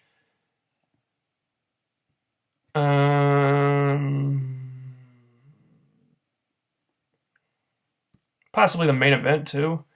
I don't think Al Snow is playing his heel persona, but I think he actually does hate the fans. Yeah, me too. Comes off pretty jaded, which is unfortunate. Kind of sad that even when Jesse does impressive moves, he still gets no reaction. I'm sure Robbie E being his partner has nothing to do with that, LOL. Yeah. Look, I'll give Jesse credit. He has gotten a lot better, and he does some impressive things. If there's one thing you can look forward to in the Bromance's matches lately, it's that Jesse will get some big flurry of offense on his own, where he'll do some impressive stuff. The guy can do a Hurricane Rana from the mat to a guy sitting on the top turnbuckle and pull it off. For a guy his size, that's hugely impressive. So Jesse has been doing a good job, but like I said, the gimmick sucks. The Bromance gimmick is a crowd killer. It always has been. And they're basically doing the same shit they were when they were heels. Except now we're supposed to cheer them for it. It doesn't work. It's annoying, it's goofy, it's stupid. And I don't see why anyone would cheer them for it. So regardless of the good work that Jesse is doing, I think the gimmick just cancels that all out.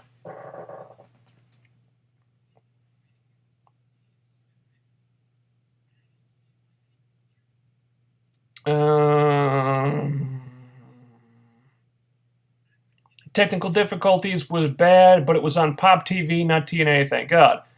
Yeah, Pop TV said that there was a big storm and they had technical difficulties, and it was their fault, not TNA's. So let's not give TNA shit for something they couldn't control.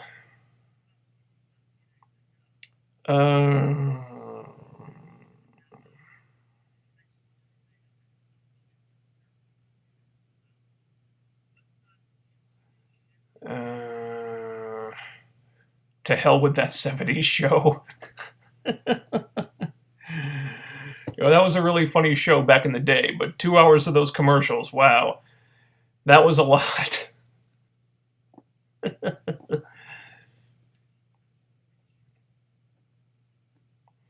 EC3 versus Lashley should not happen anytime soon, so it's probably going to happen in a few weeks. That's what I'm afraid of, too. I suspect we might see them in tag matches or maybe a triple threat match with Galloway. I'd be okay with that as long as they delay the one-on-one match as long as they can. If that is indeed what they have planned for Bound for Glory, I suspect it is, but that's still months away. If that is the main event, then keep those two apart as much as possible. But like I said, a lot can happen between now and October. How do you feel about Damian Sandow? Hugely talented guy, very entertaining guy. I'm a fan of his work. I think WWE completely missed the boat on him, and I think TNA should make an effort to sign him now that he's a free agent. And that's how I feel about Damian Sandow. Let's see. In my opinion, Lashley is everything Roman Reigns should have been if he was a heel, but isn't thanks to WWE. Wow, a heel turn would help Roman Reigns so much. He really does not come off like an authentically nice person. As annoying as John Cena's babyface routine can get at times, at least he seems like he really believes it, and he really prefers acting this way, and he sells it well. With Roman Reigns acting like a babyface, I just don't believe it, because he comes off like a smug prick who is just kind of pretending to be a good guy, but doesn't really believe what he's doing. Really, the guy should be a fucking heel. But yeah, you're not wrong about this.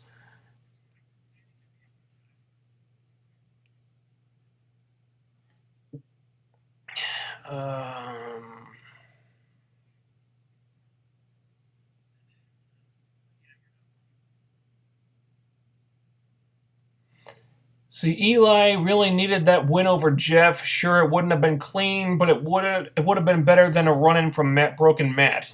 Yeah, how about if you have to have Broken Matt interfere, how about he attacks Jeff and the ref doesn't see it and then causes Eli to get the pin? Would that have been so wrong?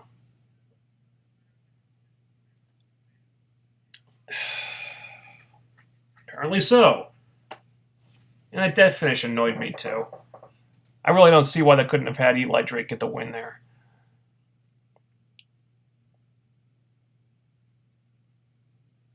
Matt Hardy is talking White Walker.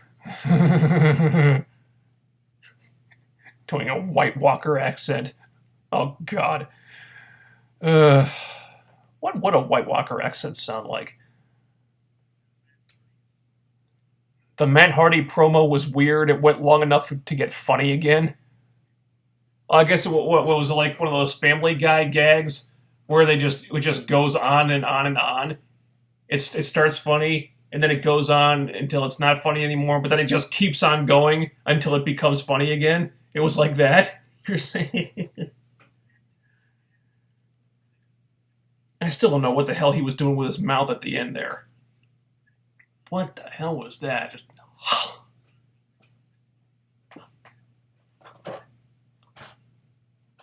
Matt, you look foolish. Stop fucking doing that, dude. What the fuck? Oh, God. Oh, God, I'm looking at myself on the video doing that. Oh, Jesus. But Matt is 0 for 5 against Jeff, and that is including their feuds in WWE. No, he did beat Jeff at WrestleMania one year. Forget which year that was. I know Matt beat Jeff at least once that I remember.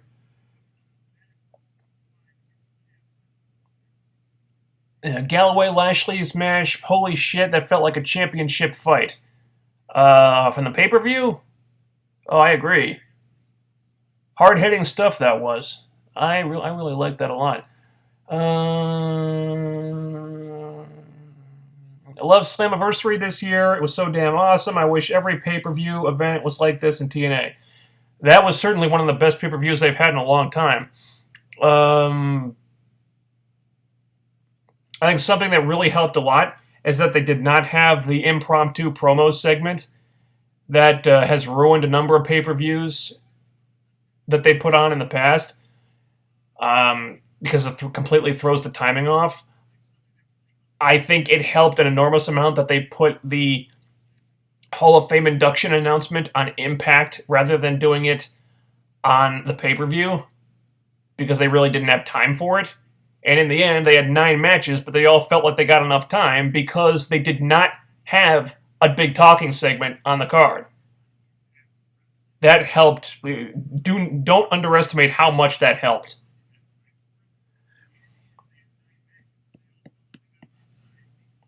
I guess.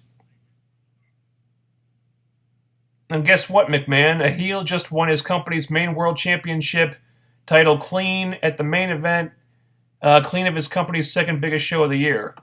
Yeah, and he didn't have to cheat or anything. I like that a lot. I was not expecting a clean finish at all, but I enjoyed it. Oh yeah, you know what else? A black guy just won his company's main world heavyweight championship title clean at the main event, clean of his company's second biggest show of the year. Yeah. And that's one thing that TNA kind of one-upped WWE on. They have a black man holding their top championship. It's not the first time that's happened either. Yeah, and he's not rapping, he's not dancing, he's not doing all the stereotypical things that you see people of color doing a lot in WWE. You know, R-Truth. But yeah, I think it's very refreshing, and it's something they probably should be playing up a lot more than they do. Yeah. Bromance are using Kelso logic. Uh-huh.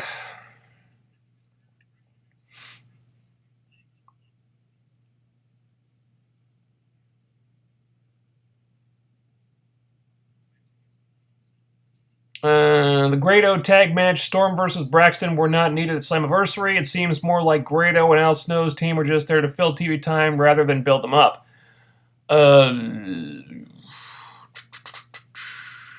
I think Storm and Braxton Sutter was okay to have on there.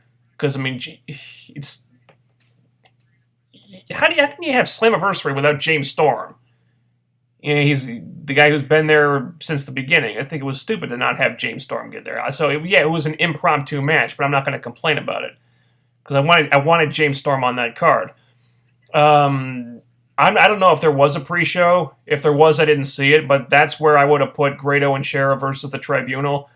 But, you know, the Tribunal won, so I'm okay with it. Like I said, them being on the card didn't negatively impact any of the other matches, because none of the other matches felt too short or anything. So not where I would have put it, but I was okay with it being there ultimately. ROH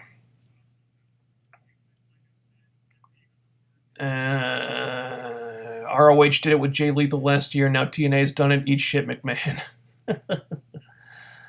Matt also won a stretcher match in SmackDown against Jeff Hardy. Yeah, Matt's beaten Jeff a couple of times. Not completely one-sided, although it has been in TNA.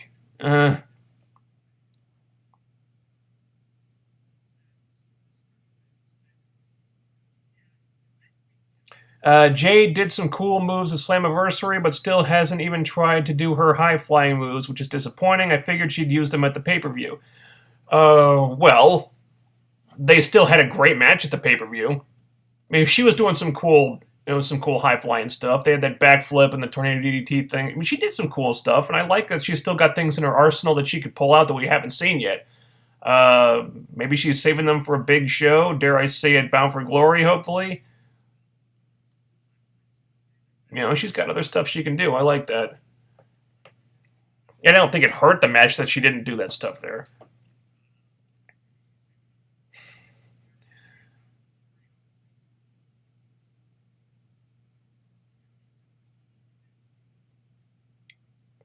Raquel is better than Eva Marie. Well, the jury's out on that.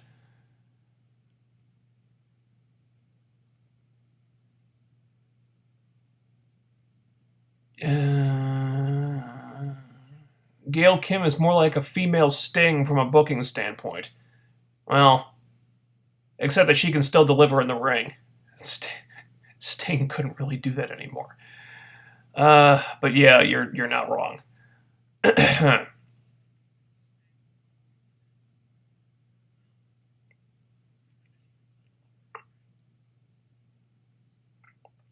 Since Gail is a Hall of Famer, it would make it more special when someone goes over on Gail. I like to think that is the case, but TNA keeps proving me wrong in a bad way. Yeah, it would.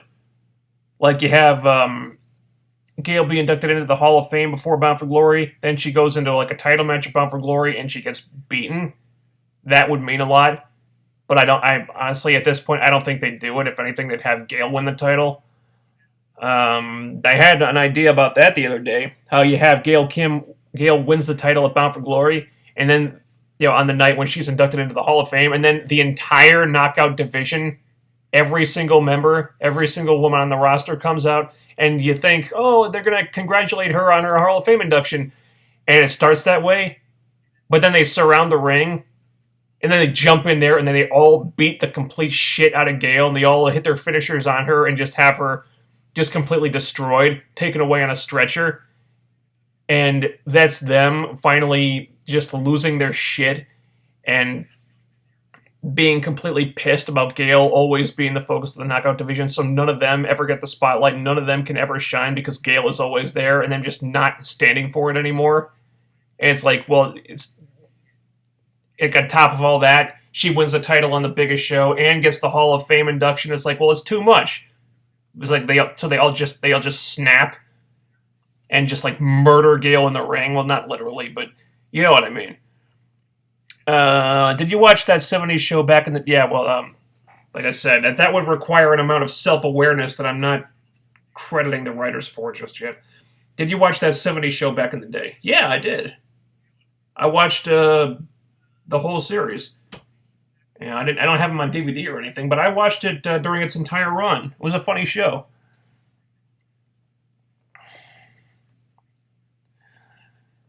Okay.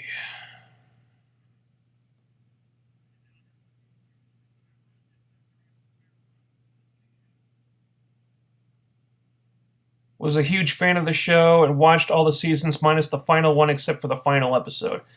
Yeah, they probably should have ended it a season earlier. When they tried to do it without Eric, that didn't work. I kind of lost interest in the last season too. Marty Jade's segment was great. I'm looking forward to their match. I don't know if it should be a standard match though. Well, I'd like them to have a standard match first.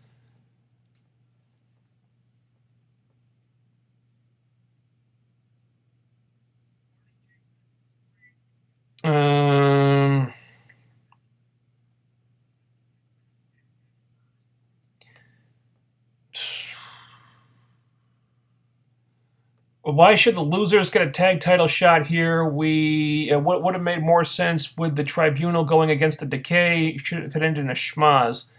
I guess because the Decay didn't win clean at the pay-per-view, they justified the Bromance getting another shot. Assume that was the justification. But like I said, that was the match that I felt like they should have had at the pay-per-view. Them throwing every team in there. So it made sense to me, I guess.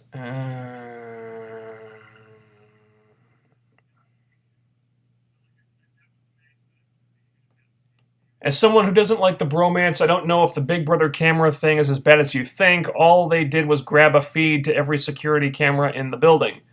Okay, I'm still not sure why there's a security camera in the women's dressing room.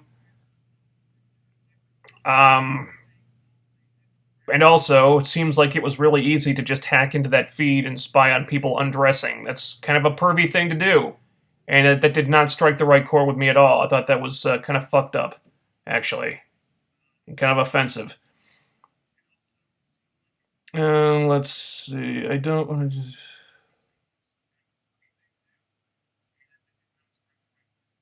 I don't want to jinx it, but I'm glad this might be the first time in a long time where TNA doesn't do an invasion angle. Oh, there's the... Don't say that just yet. There's still a power struggle angle they could go back to. They've done those just as much. Billy Corgan is probably the worst authority figure I've ever seen. Well, I actually like Billy Corgan because we don't see that much of him. We see him once in a while. He doesn't really do that much. He'll make a match or make an announcement, and then he goes backstage, and we don't see him. You know? Like I said, I think he's a good authority figure because he doesn't really do much. And most of the time, he just minds his own business. And I like that Impact does not have an authority figure all over the show sucking up TV time every week. I think it's a completely overused concept. WWE is beating it into the ground, and I don't think it's necessary. I find it refreshing that Impact doesn't do that. Let's see.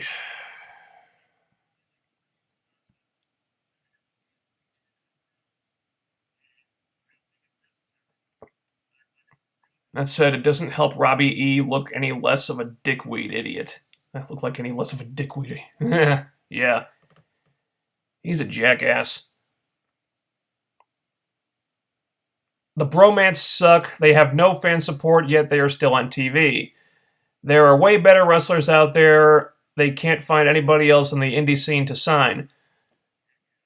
Yeah, they never seem to get over it, do they? It's the gimmick. The gimmick sucks. And Robbie doesn't help. And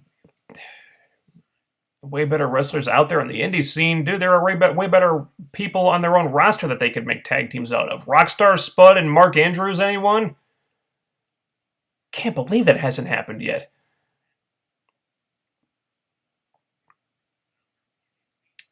This was not the first time they were trying to make a huge deal out of Dixie slapping someone. Remember that huge slap that she gave to Bully Ray?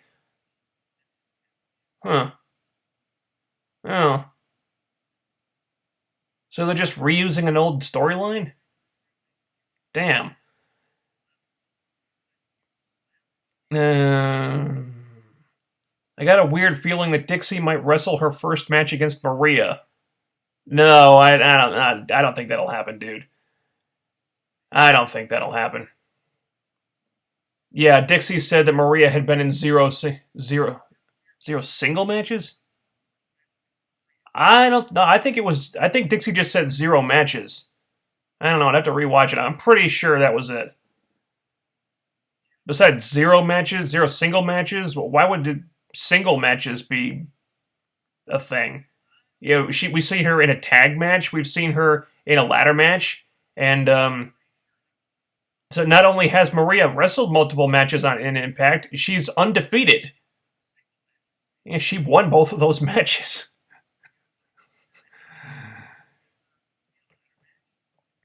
Don't turn Galloway heel. I have a feeling we're going to see Galloway versus EC3. Would that be a bad idea? They're 2 of their biggest guys. Honestly, I think a heel turn would do Galloway a lot of good, honestly. As I understand it, his promos are a lot better that way. Raven Effect speaks very highly of heel promos that Galloway cuts in ICW. I haven't seen him myself, but apparently his promos as a heel are a lot better. So I think a heel turn would help Galloway a lot. TNA should bring back Motor City Machine Guns if Shelley is all for it. I'd love to see that, but I really doubt it'll ever happen. Shelley has never given any indication that he was sad to leave TNA.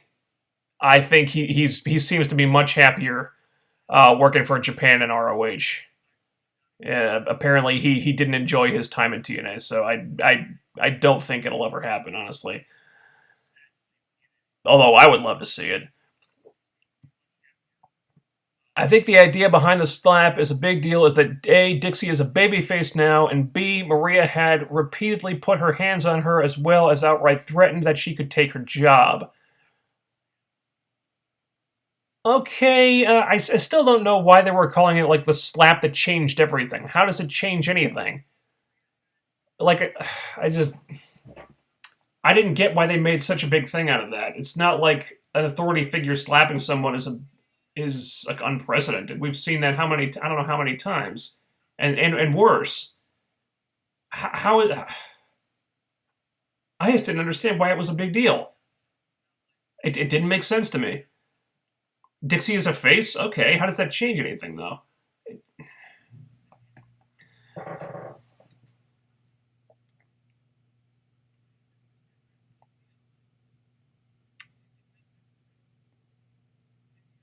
What the fuck was Fat Lardy doing in that promo backstage? He looked like he was eating a camera or some shit.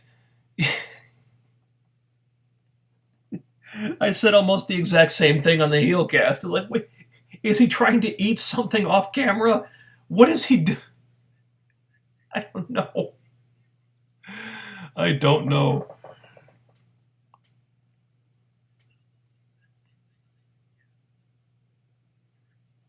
I don't like how EC3 is goody-goody all of a sudden. He shouldn't have interfered. He and Drew were never, like, best friends.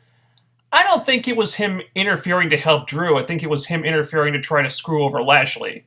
That's how I felt about it.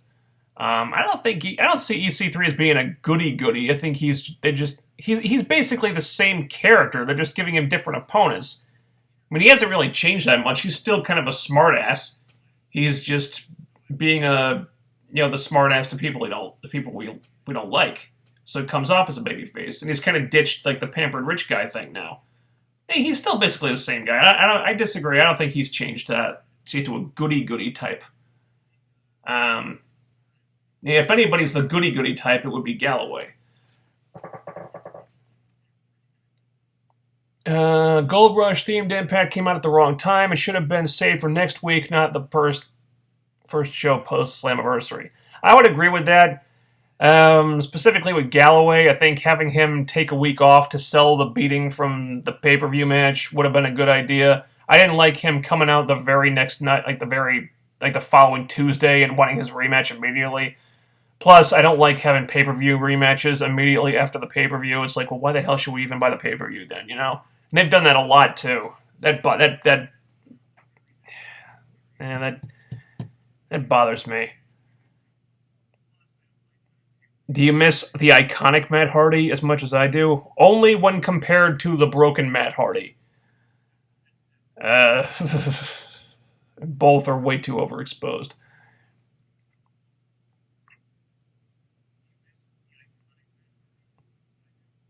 Maybe the Bromance spying on Raquel is a way to make people hate the Bromance even more and somehow make them feel sorry for Raquel. Again, I think you're crediting the writers with more self-awareness than they probably have. Yeah, I don't think that's the case, buddy.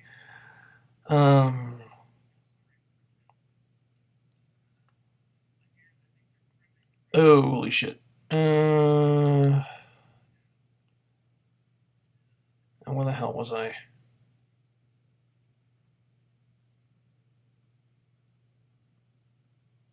Oh, damn, it's way backed up here. Holy crap.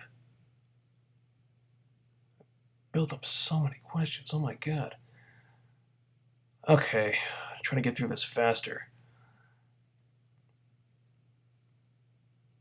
Okay, so Drew and EC3 are going to be feuding with both each other and Lashley over the title. I like it. Those three are definitely TNA's headliners at the moment and deserving ones at that. As for those concerned, I don't see either Drew or Ethan needing to turn heel if they're going to go one-on-one during this program. They've both made it clear they're intense competitors who are out to be champions. Drew's had feuds like this before that were face versus face. Just ask Jack Jester. Okay, I still think if they wanted to transition Drew into being more of a tweener, that would probably help his persona. I think he's a little too prototypical babyface for me. I think they need to give him more of an edge, and I think that would help. I think EC3 does babyface better than Galloway does. He can make it seem cooler than Galloway does. I think Galloway's probably better off with more of a darker edge to him.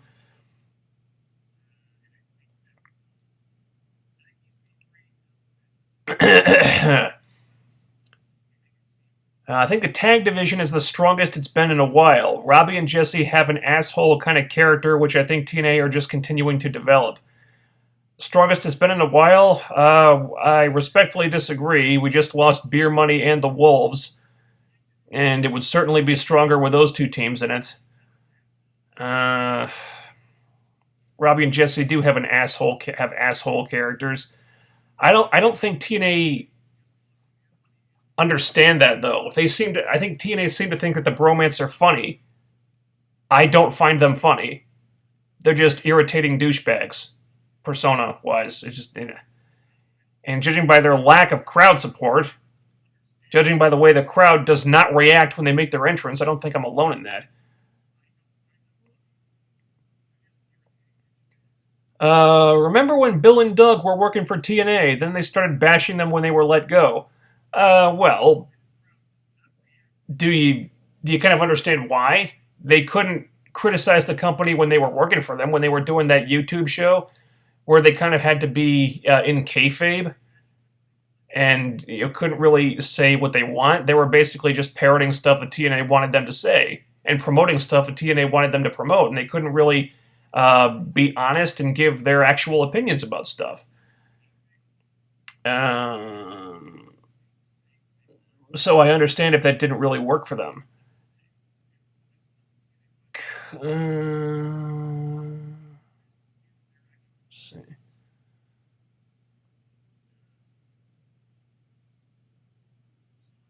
How could you not love the Matt Hardy angle? It's brilliant, like a 90s comic made into a wrestling angle. Oh, 90s comic. Oh, I see why you like it, TGA. uh, I can see people enjoying it and in a so bad it's good, so bad it's funny kind of a way. For me, right now, it's still so bad it's bad. I think if they were to approach so bad it's good or so bad it's funny, they would have to do even more over the top. However, I'm not really confident in Matt Hardy's ability to pull it off.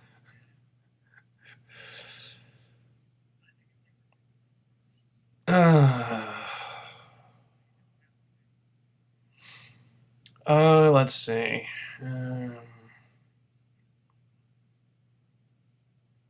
I think they should make the King of the Mountain title like the Hardcore title without the 24/7 rule. Give TNA a much more meaningful reason to do gimmick matches. They don't need more reason to do gimmick matches. They need less reason to do gimmick matches. Honestly, I still think the King of the Mountain title is beyond saving. They should, if they want a mid-card title, they should get rid of the King of the Mountain title, introduce a new one with a fresh title history. That's what I'd do. Robbie and Jesse are baby faces who use a chick to distract their opponents, spy on her, act douchey, and get booed. You just hit the nail on the head, my friend. No comment necessary. Let's see.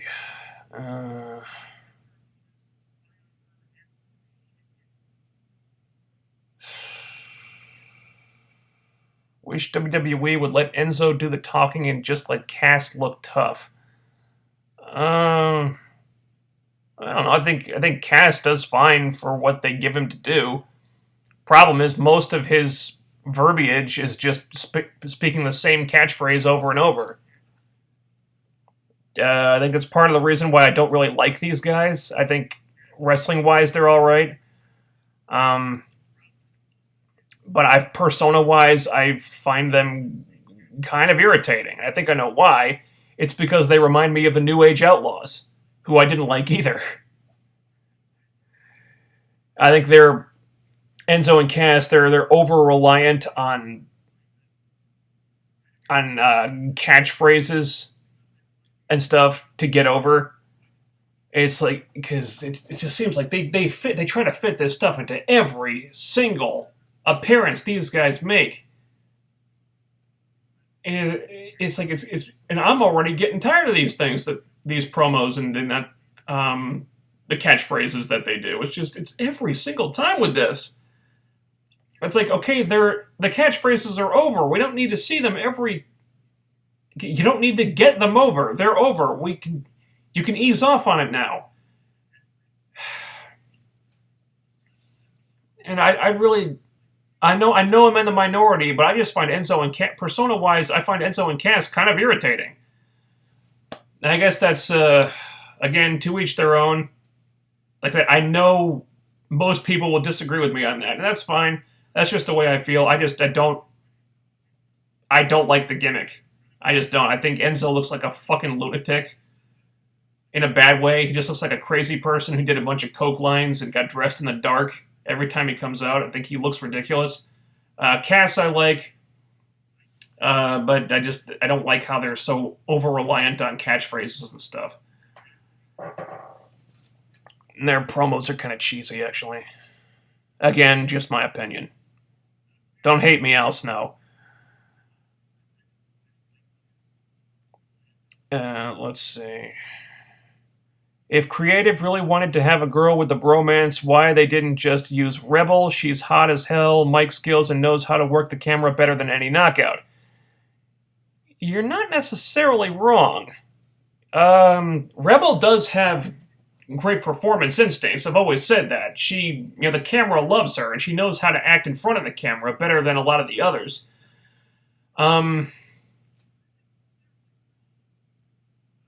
Putting her with the bromance probably wouldn't have been a bad idea. I think that would make sense better than Raquel, who struggles to, just put a couple sentences together without forgetting her lines. I still think it was too soon for Raquel to debut on television. So yeah, I agree with that actually.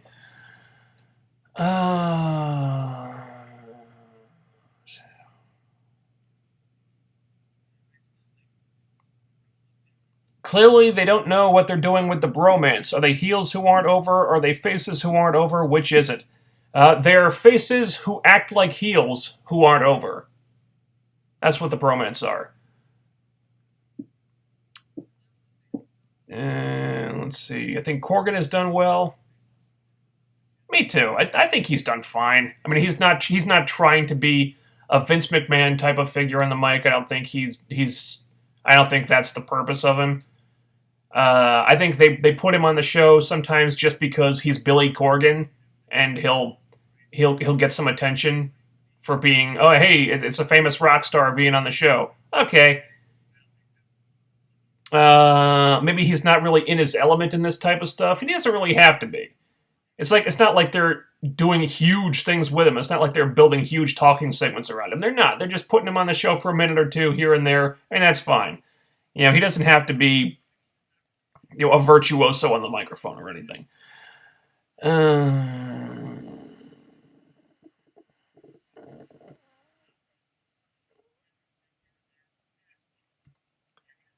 I think this will be Gail's last year. I don't know.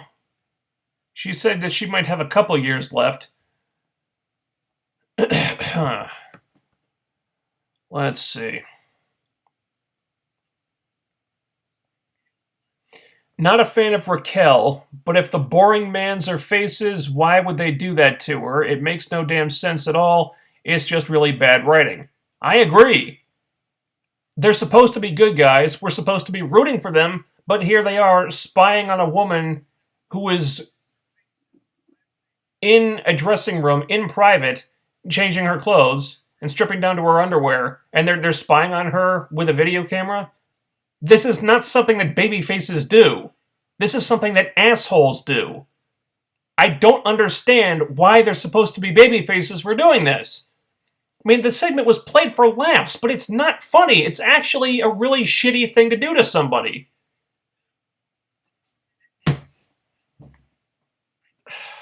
I agree with you, man. I don't get it.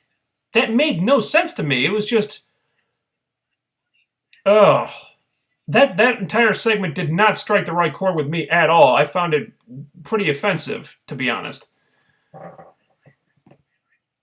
Okay. Sorry for all caps, okay. Yeah, see, Tyler Turner, when you say sorry for all caps, but then you do it anyway...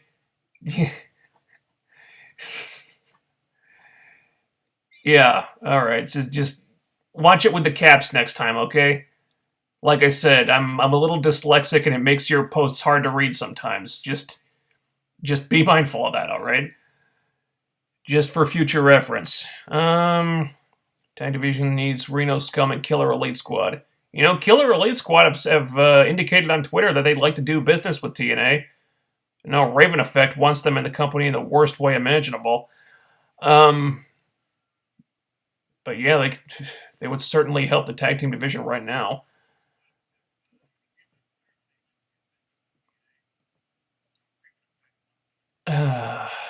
Would you watch NXT if the Wet Dream team are formed there since Aries and Rude are in NXT? I might check out their segments.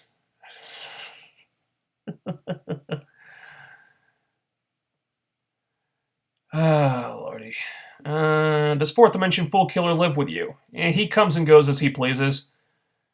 He kind of took over my room when he first showed up. You know, haven't seen him around here lately, but he'll probably pop up when I least expect it.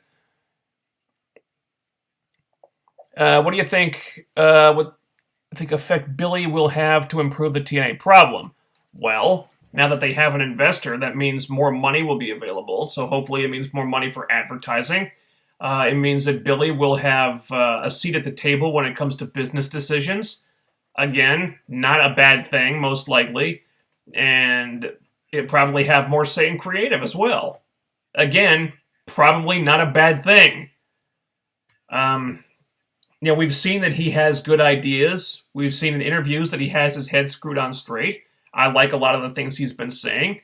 So I think this guy having more of a say in how the company is run, from every standpoint, creative, business, all the way on down, I think it'll be a good thing.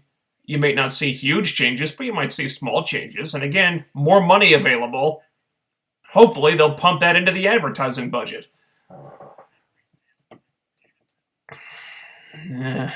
Jane Cena, but more like Jane Reigns. Not quite. I mean, the crowd isn't booing the shit out of her, or at least not yet. Let's...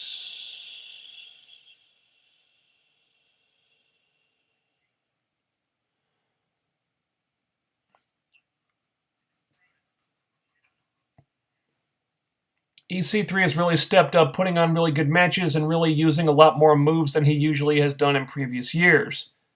Yeah, he's had some really good ones lately. Like I said, that match with Mike Bennett ended the streak. That could have been a match of the year candidate for this company. Yeah. When Davey comes back, will him and Eddie being back together be a waste of his singles push? I can see the Wolves feuding for the belt with Helms Dynasty being in the tag division. I don't think they'll go for that. Like I said, I'm expecting Eddie to cash in option C, so I don't think he'll probably won't be X Division champion when Davey comes back. And I don't see them feuding for the title, honestly. They've still got Wolves Decay in their pocket. They've still got that one saved up, and I think once Davey comes back, they'll head straight for Decay, and then maybe do singles runs for both of them after that.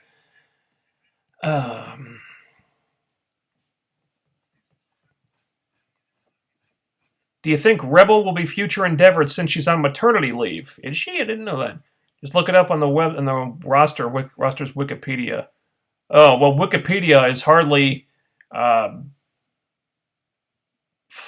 bastion of accurate information because anybody can update those. Will she be future endeavored if she's on maternity leave? If that's true, I think they'll probably allow her contract to expire. Because they've done that in the past. They might re-sign her if they like her after she gives birth, but who knows? Because that happened with Madison. You know, they let her contract expire while she was pregnant, and then when she was ready to come back, they brought her back. And it happened with Angelina.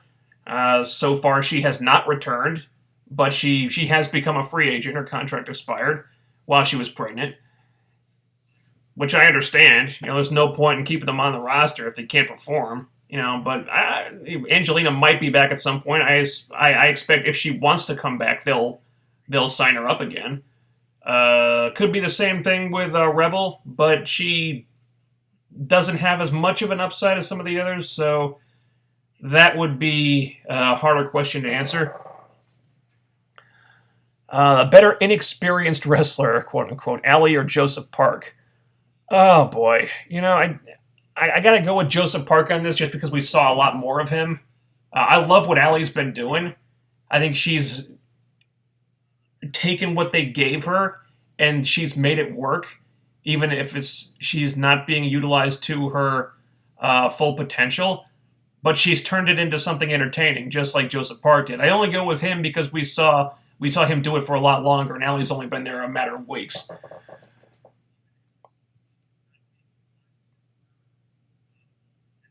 Do you think at some point WWE will have to end the PG and PG? Ratings have been down. With the brand split coming up next month, they may have to cave in and end PG. I don't think so, because they've got a lot more family-friendly advertisers now. Um, and that's how they've been branding the company for a number of years now. I don't see them going back to that. I think it would have to be. It would probably take something big, like to make them think like they needed a huge shakeup. I don't see it happening anytime soon, though. Raquel is a terrible babyface. She tried the claps from the apron to pop the crowd, and it was dead. Yeah, you're not wrong. Because the bromance gimmick is a crowd killer, and Raquel is almost certainly not ready to be on TV. I don't see this getting over. I don't see it working out. Let's see. I started to like Robbie last year when he was a bit more serious, was hoping that when they get back together, they'd be a bit more focused and funny. Haha, oh yeah. Yeah, let Jesse be part of the X Division. Yeah, that was weird. The bromance broke up last year, and then they both tried to do singles runs. And, Jesse was more of a serious heel, and Robbie was kind of a serious babyface, and seemed like he was trying to leave the clown stuff behind. Then they both disappeared for a while. Then they got back together as a tag team, and then they were acting like clowns again. So what the hell? Robbie was more tolerable when he wasn't acting like a clowny jackass. And then just go back to that? Well, why? Oh, man. Jesse in the X Division? Huh, I could see him in the X Division, actually. He seems to be agile enough. I mean, he's a bigger guy, but he's proven that he can do some of the more, I wouldn't say high risk, but he's not, the typical, muscly dude. He can get some real height on that drop kick, and he can, go up to the turnbuckle, the top turnbuckle and stuff, and do spots out there. I think he could pull off being in the X Division. Oh,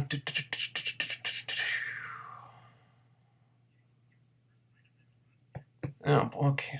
7 o'clock, huh? Okay, let's try to get through the rest of these in a timely fashion. The only good thing about Gail going into the Hall of Fame is maybe she finally retires. I don't think that'll have anything to do with it. No, I think it'll be more a question of how long can I perform at a high level, stuff like that. Okay. If they really needed a hot girl with the bromance, they should have hired Deonna Purrazzo instead of Raquel. I'm not saying that wouldn't have been a better idea. I think Deonna's actually friends with Robbie in real life. I heard that somewhere. That might have worked better than Raquel. But maybe that's not what Deonna's looking for. I heard she got a WWE tryout, so maybe she's targeting NXT. Who knows? She's got assets she could show off, but she's also a much more talented wrestler and has kind of a cocky character, and I could actually buy training the bromance up into shape.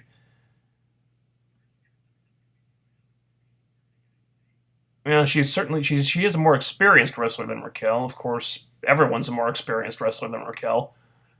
Yeah.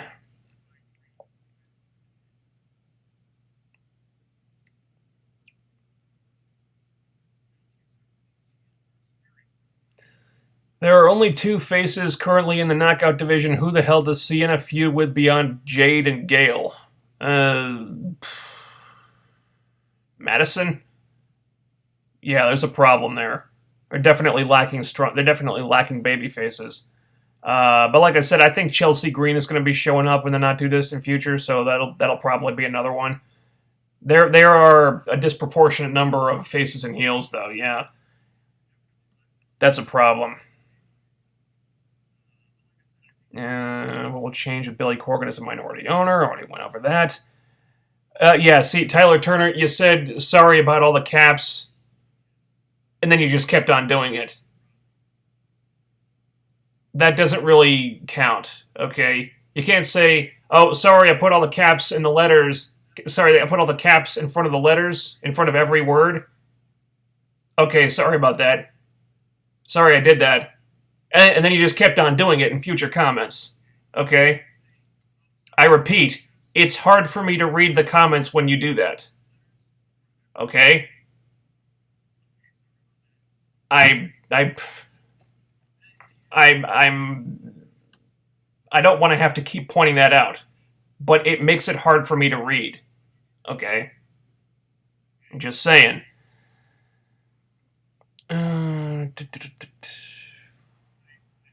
Let's say Ellie versus Gail. I forgot Ellie.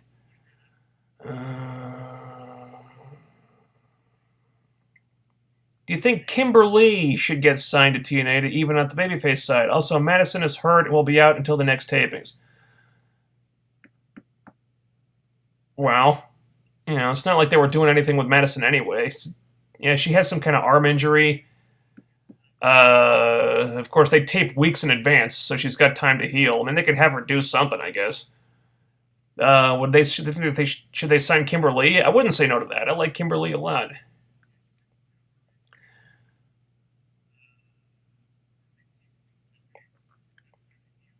Raquel is nothing more than a heel prop valet being used for the wrong gimmick.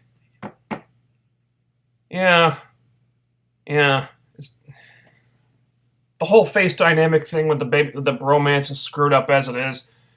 They're supposedly they're baby faces, but they act like heels, and then they do heelish things like spying on this woman and it was undressing in private in the ladies' room. Raquel really is just a prop. Has she done anything other than show off her body? Okay, she went after Rosemary at the pay-per-view. Okay. Didn't seem to lead to anything. It probably shouldn't lead to anything, because I really would not trust Raquel to wrestle on TV yet. Oh yeah, she is more of a prop. The question is she capable of doing anything else? I don't know. We saw in those pre-tapes at the gym that she can't cut promos. So what else are they going to have her do?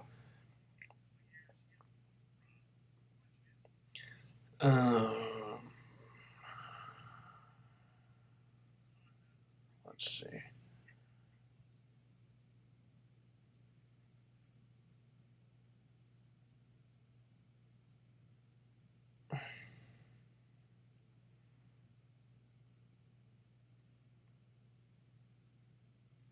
Matt Hardy has me constantly between please just go away and it's so stupid it's hilarious.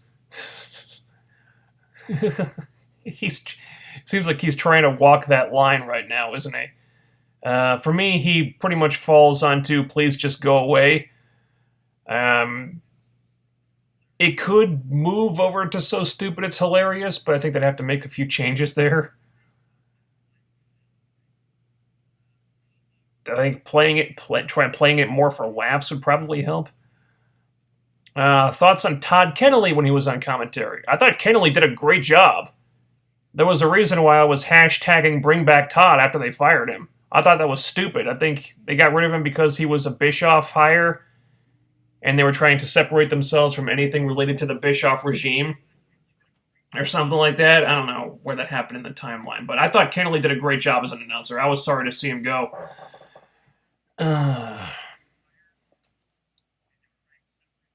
Any guesses as to who the virus is that's been tweeting that he's coming to Bound for Glory, that he's not Monty Brown, which was originally assumed? Oh, Monty Brown's been retired for years. The virus is? I don't know, maybe a new talent? Caleb Conley or Marsh Rocket, maybe? Or it could be just somebody who's fucking with people. We don't even know if that's a thing yet. Let's see.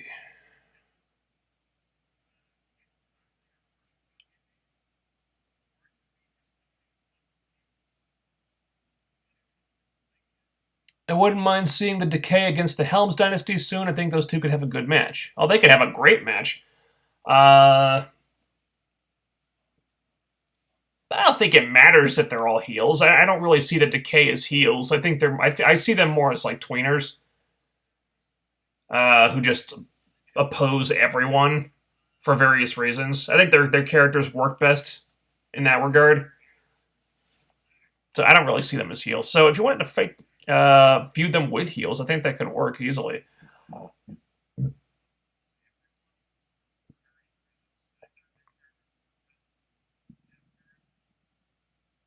Let's see. Even if Gail did have a lot of mileage left, you think TNA would be hesitant to make her the main and only focus after the way she left the first time, pretty much slapping TNA in the face? Well, the way she left the first time was supposedly because TNA lowballed her in a contract offer. So I don't think it's as cut and dry as you make it sound. Gail has been the focus of the knockout division since 2011. This is just stupid. Well, she was also the focus in 2007 and 2008 until she left. Yeah, but to have her still being the main focus in 2016, I agree. It shouldn't be happening.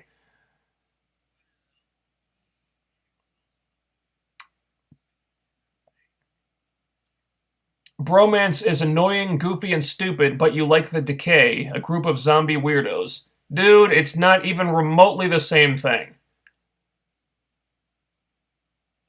I dislike the Bromance because they're annoying, goofy, and stupid, and a lot of other things that annoy the hell out of me. I like the Decay because the Decay are cool. Their gimmick is completely fucking different.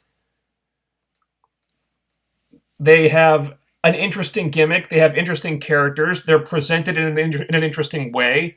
Their pre-tapes are different from everybody else's. I like that. Their promos are great. And they have Courtney Rush with them, who I've been a fan of for a long time. Like I said, it's not even remotely the same thing. Let's...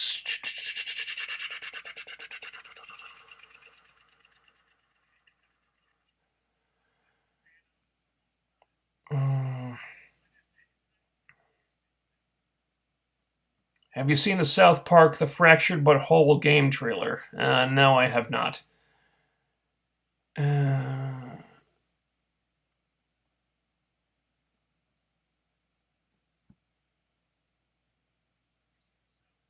Storm buried the new upcoming talent. Buried? No, he didn't. He put the guy over. He didn't lie down and let Sutter pin him, but he had a competitive match with the guy, and he gave the guy respect afterward and showed the crowd that this guy was worthy of their respect. It's not like he just super kicked his head off, pinned him, and poured beer all over him. He didn't do that. Sutter lost the match, but I think he gained something in having a good match with a former world champion, and earning the guy's respect. Do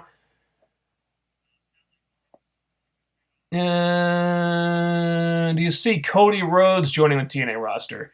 I'm not ruling it out. I would suspect not. I don't know if that's what Cody's looking for. I think more likely we'll see Cody go to Japan.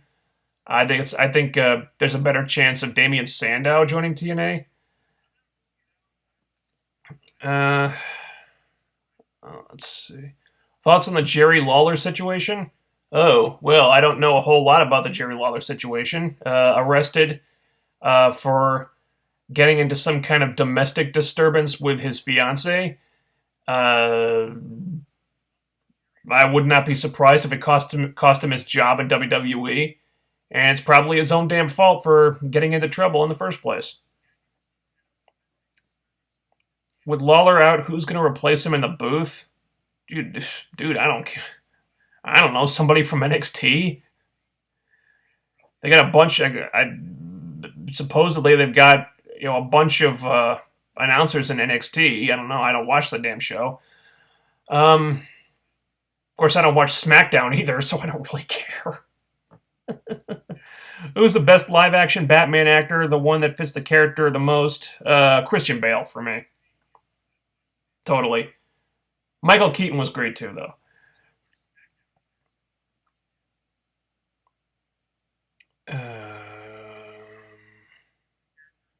Let's see.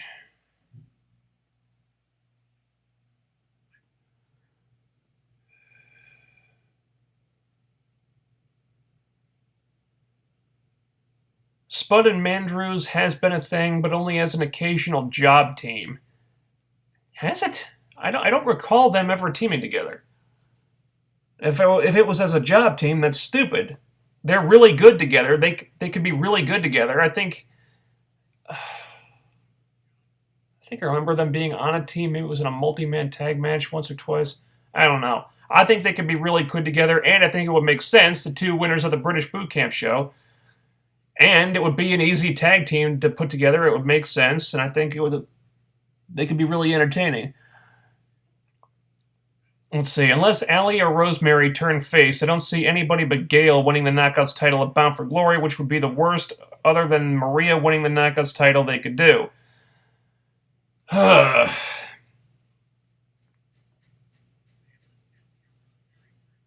we don't know how long Sienna's going to have that thing. And there's still plenty of time between now and October. A lot could happen.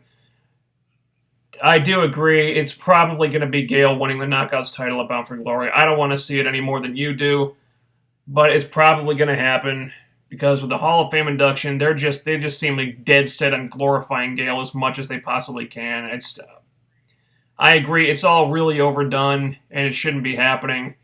And I think there's much more to gain than putting someone over Gail. But odds of it happening, I think, are slim. Holy shit. Where the hell was I?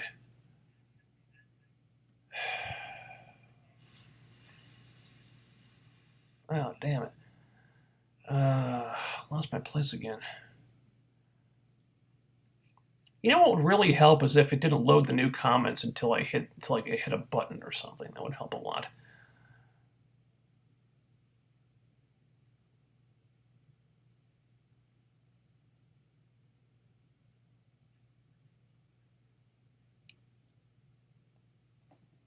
Will you be doing a Game of Thrones stream in the near future? Possibly when the season is over.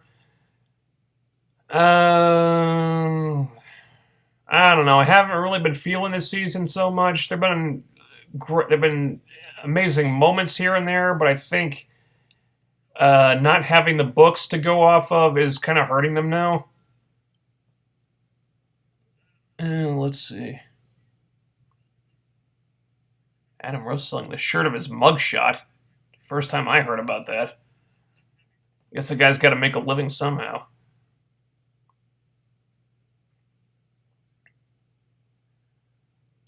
Let's see.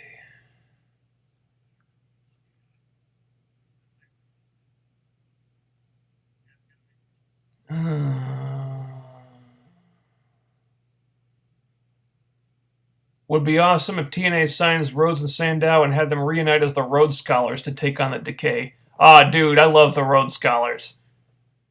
Those guys were great together. One of the few things I liked about the WWE recently. Yeah, that would be great if it could happen. Like I said, I think Sandow is likely. I don't think Cody Rhodes is. But if they can make that happen, I'd say do it. We've seen EC3 Lashley before, yes, but we haven't seen it lately. So it's sort of fresh. It's not like they've been doing it every week. It's not like an AJ Daniels thing.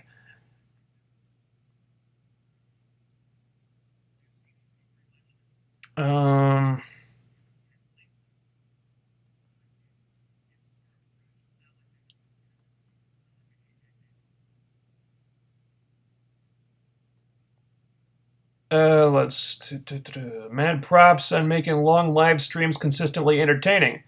Thank you. Thank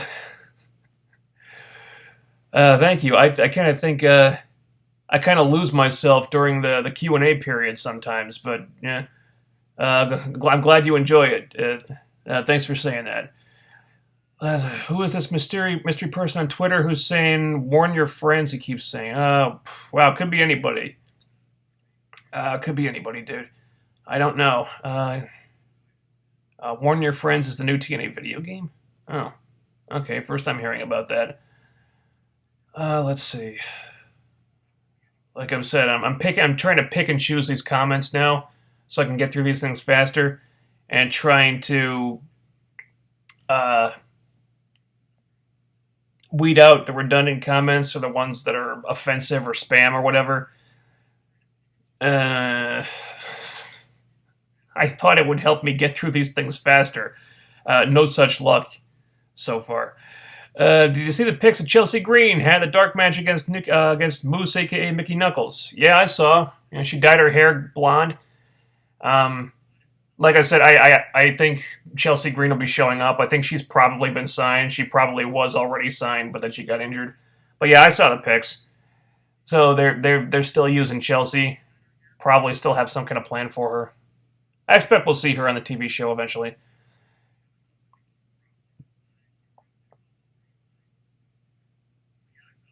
Noticed every aspiring knockouts from the Knockouts Knockdown each year that advanced to the Battle Royal eventually all got signed after the pay-per-view. All of them? I have to check on that. You may be right. I don't think we'll see all of them get signed this year.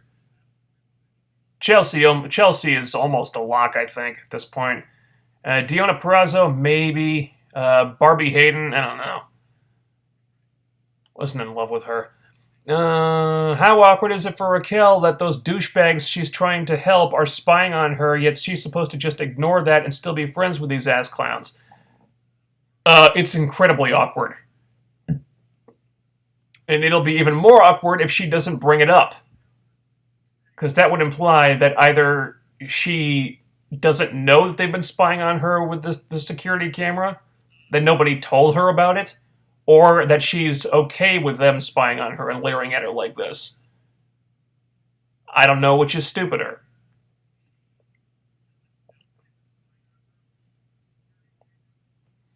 I hope they pass on Chelsea. Women are the one area TNA can still get virtually anyone they want. There's no need to settle. I agree there probably are better candidates out there, but I think Chelsea made a believer out of me in that explosion match with Jade. I kind of had the same opinion about her, but then I saw that match. I was like, you know what? She's good.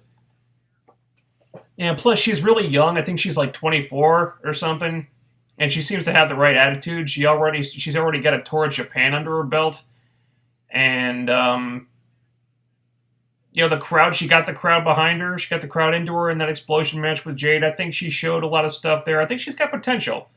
Could they sign other people out there? Yeah, they could. Them passing on Kaylee Ray, like I said, that'll always piss me off. I will always be upset about that. But I don't think Chelsea is a bad investment. So I'll say that. So Raquel is still supposed to be friends with those ass clowns after they were spying on her. Apparently so. And I don't understand it any more than you do. I want to hear you say the famous line, "Brother Nero, I knew you'd come." Oh, so am I like the guy from the Honest Trailers who you want to see him do all this stuff in his famous Honest Trailer voice? You want me to do this line? All right, I'll do this line. Brother Nero, I knew you'd come. I can't do it very well, I guess. Brother Nero, I knew you'd come. Was that good? Is that enough?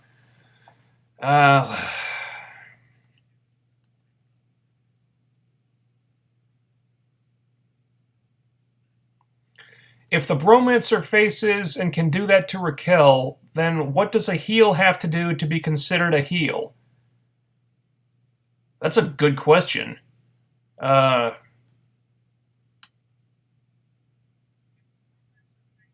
That's a great question, actually. I don't know if I have an answer for that. Because we've seen them do heelish things, like use their valet to distract their opponents so they can win matches. Now they're doing this that would get them hit with a sexual harassment lawsuit in any other company, and yet they're still supposed to be good guys. That's a great point. I don't know if I can answer that. Because, like, well, what the hell else do they have to do to be seen as heels? I don't know. Eli Drake is heel or a face, so he's a heel, very entertaining heel, but a heel.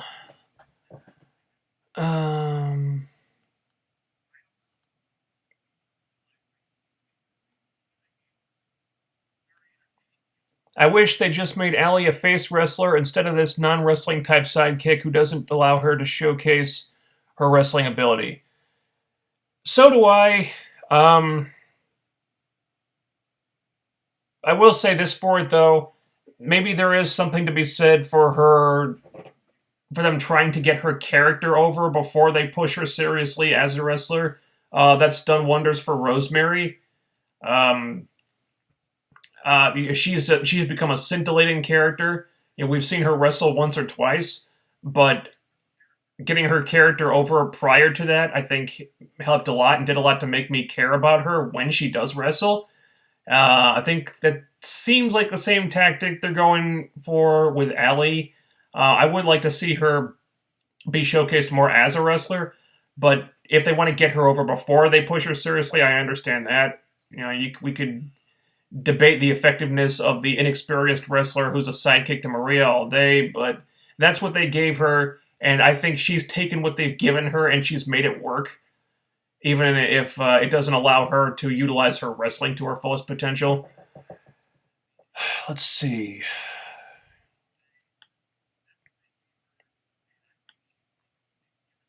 Oh, and I lost the comments again. Let's see. Instead of the namer of dummies, how about the dummy detector? Maybe they could make that another meme button for the fact of life. He's got the dummy button and then the dummy detector. Something. It would be funny if he had just like a whole table full of like soundbite clips that he can push.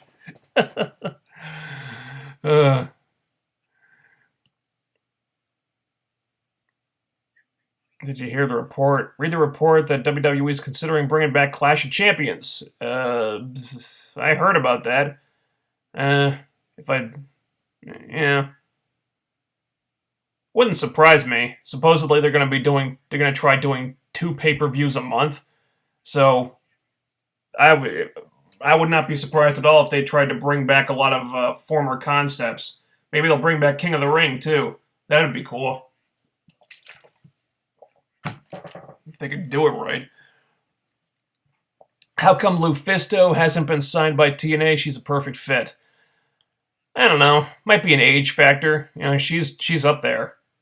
She's not a spring chicken either. Maybe they don't think she has the right look or the right persona. Could be any number of things.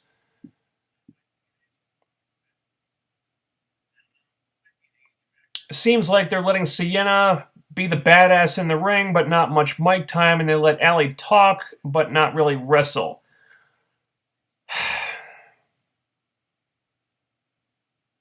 Yeah. I want to see Sienna talk more, and I want to see Allie wrestle more. Yeah, that is odd the way they're doing that. I was concerned that they wouldn't let Sienna talk that much if she was being paired with Maria. Seems Maria's still doing most of the talking for them, which I don't like, because Sienna can cut great promos.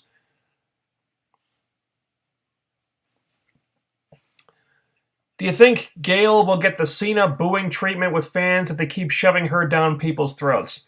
Possibly. I think you're seeing that right now. I think more than anything, people have just gotten bored with Gail because she's been pushed too much for too long.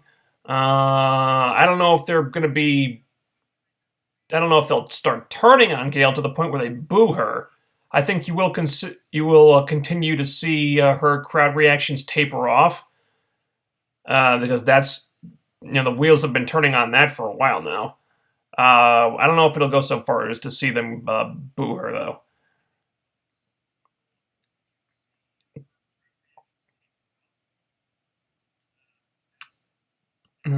Okay.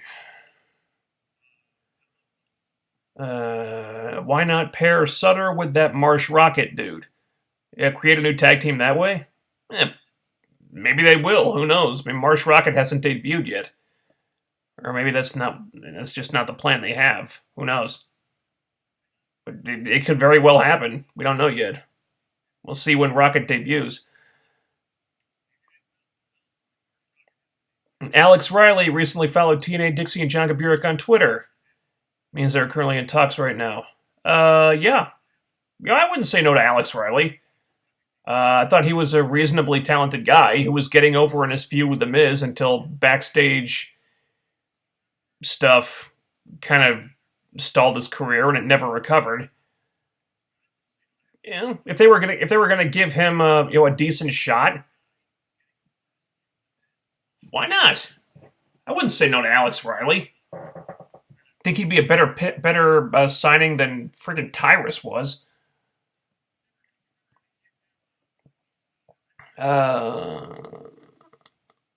Abyss with the face paint looks cool. I'm glad to see that being in Decay has breathed new life into his character.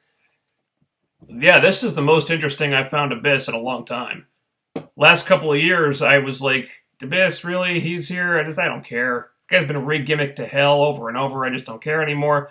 But this has really rejuvenated Abyss. I actually find him interesting again. It hasn't been like that in a long time.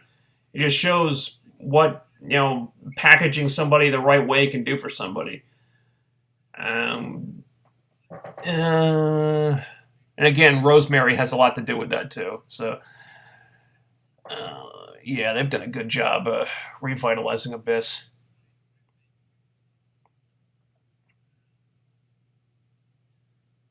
Velvet Sky came out as a Trump supporter this week. Wow, one more reason to dislike Velvet Sky. Great Matt impression. Okay, I'm glad you liked it. I'm not too high on Chelsea or Riley. Don't know who Riley is. Talented, yes, but signing guys fresh out of WWE just feels like a default at this point. Same goes for Sandow. Oh, I disagree about Sandow, man. He's another EC3 situation. Super talented guy that WWE missed the boat with. Who's Riley?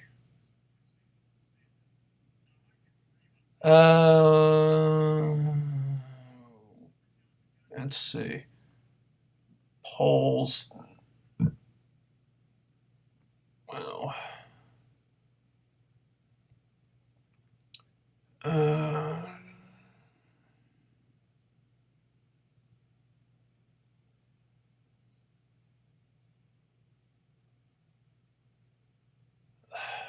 I lost my place again, of course.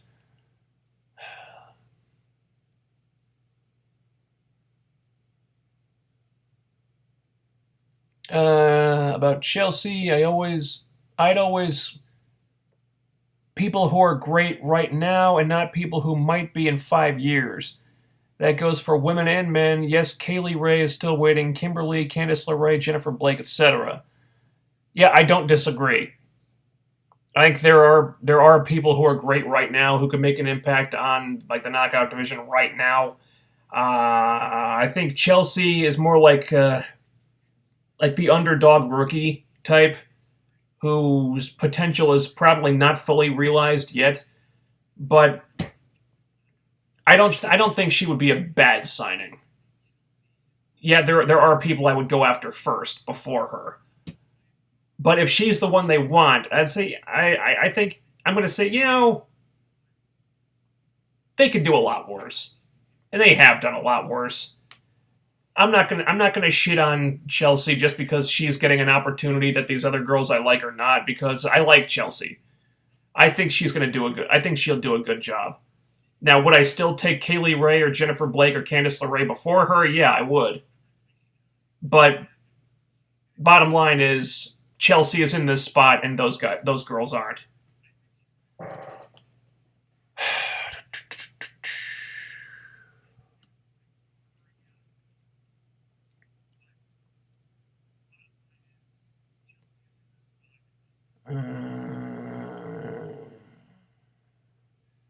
If TNA management's regrettable history and the dirt sheets with pro WWE readership weren't a thing that blocked people from giving TNA a chance, I think Impact would be widely praised as one of the better wrestling products, similar to where ROH and New Japan are now.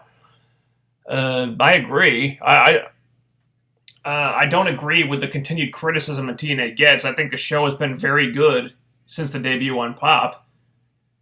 Again, it's just continued stigma. Yeah, they screwed up a lot in the past, and I think people are still hesitant to give them another shot because of that.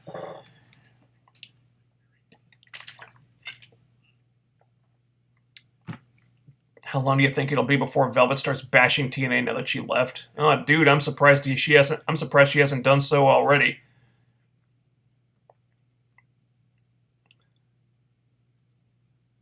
If TNA had developmental and every newbie wasn't expected to deliver on their one show right now, developing talent would be more welcome. Developing talent would be a lot easier. You're not wrong about that. Okay.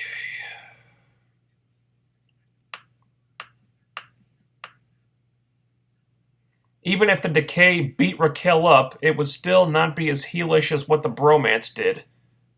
Yeah, you're right. Like I said, that's a sexual harassment lawsuit right there.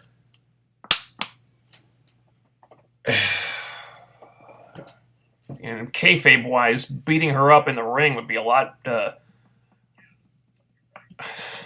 more tolerable and a lot less offensive. Is there heat between Taryn Terrell and TNA? If not, then do you see her coming back? As far as I know, there's no heat. Do I see her coming back? Probably not anytime soon. Yeah, because supposedly she left because she got married and she found religion, and working in pro wrestling just didn't work for her anymore. So maybe it's a lifestyle thing. Maybe she just wanted to move on with her life. We don't know. I think it was an amicable split. I don't see her coming back anytime soon, if at all, though.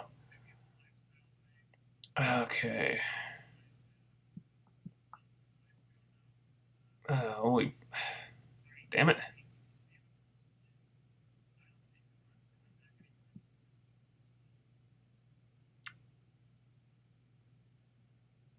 I meant Alex Riley. Oh, Alex Riley. I'm sorry. I had a brain fart there. You meant Alex Riley. I thought you were talking about a woman. No. Alex Riley. That makes more sense. Yeah.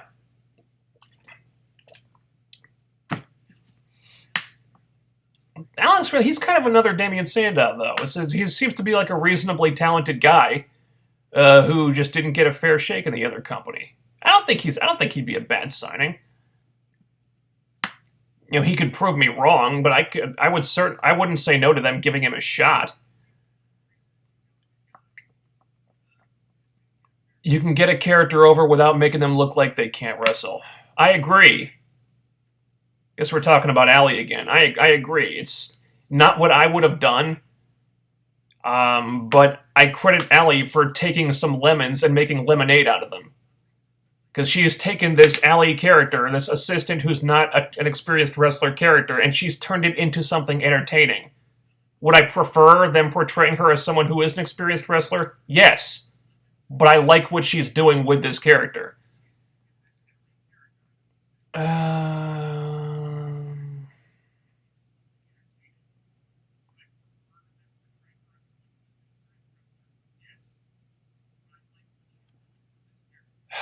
Let's see. If Brock gets seriously hurt in his UFC return fight against Mark Hunt, how would it affect the SummerSlam plans? Because right now it's rumored that Brock is facing Orton at SummerSlam. Well, I don't think it would do anything for the SummerSlam plans right now because Brock currently is not on WWE TV. They could easily have Orton return to face somebody else. But until Brock returns to TV, I don't think it'll impact anything.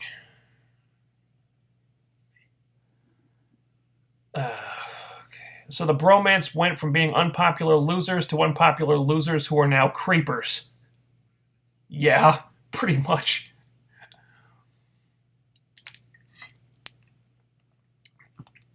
Okay. Can you tell me why the hell do we have to see Grado and Shera on this show, but not James Storm, Braxton Sutter have another great match on Impact, and a Miracle not having a match this week?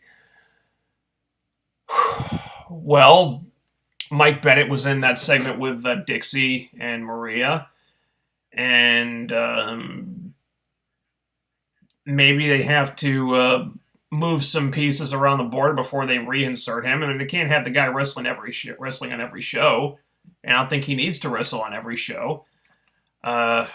I would prefer having James Storm and Braxton Sutter on the show instead of Grado and Shera. But they, like I said, Grado and Shera were there because they had the whole tag team division in that one match.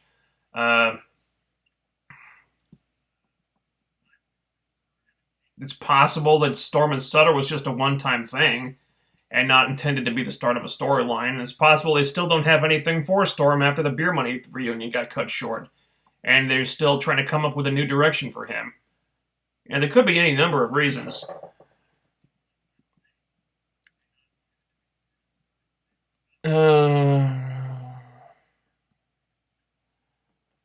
Oh, God damn it. There we go.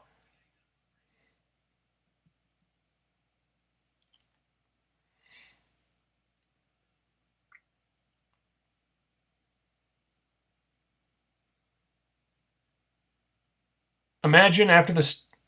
Alright, okay, there's some spoilers there. Ellen.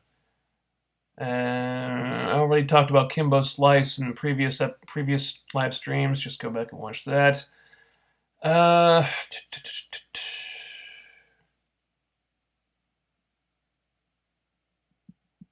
If Maria, Rosemary, Sienna, Allie, Marty are all heels through Bound for Glory and only Jade and Gail are the faces, wouldn't that be a problem?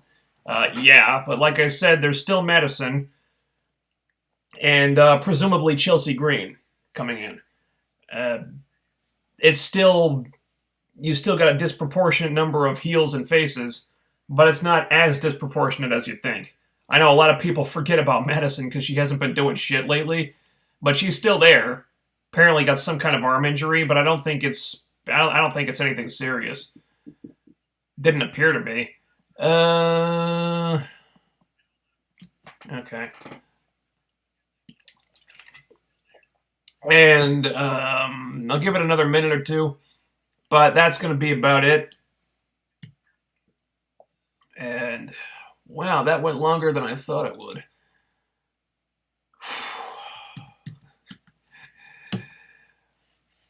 Oh boy, just think how long this would take if I was still addressing every comment.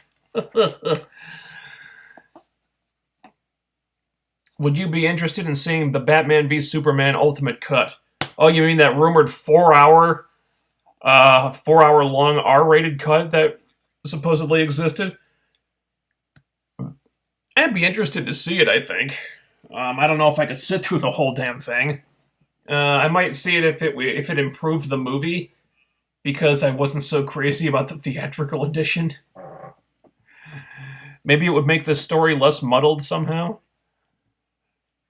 I would like to see that at some point, though, yeah.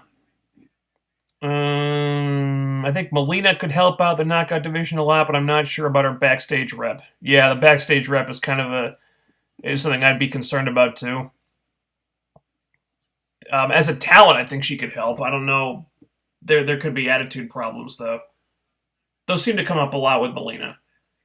And 7:44, wow. I think that'll be it for tonight, guys. Getting kind of late, and we all probably want to go out and do stuff. So we're going to call it quits there. Thanks, everybody, for joining me. Good stream tonight. Good questions. Thanks, everybody, for tuning in. Same time next week. Same day, same time, unless I have to work on Saturday, which does happen. If in the event that I do have to work on Saturday, check my Twitter feed for updates. I'll let you know. Like, we'll probably move it to Sunday or something, but assume it's going to be on Saturday in case I say something otherwise on Twitter. And that will be it. I will talk to you guys next week. See you then. Later.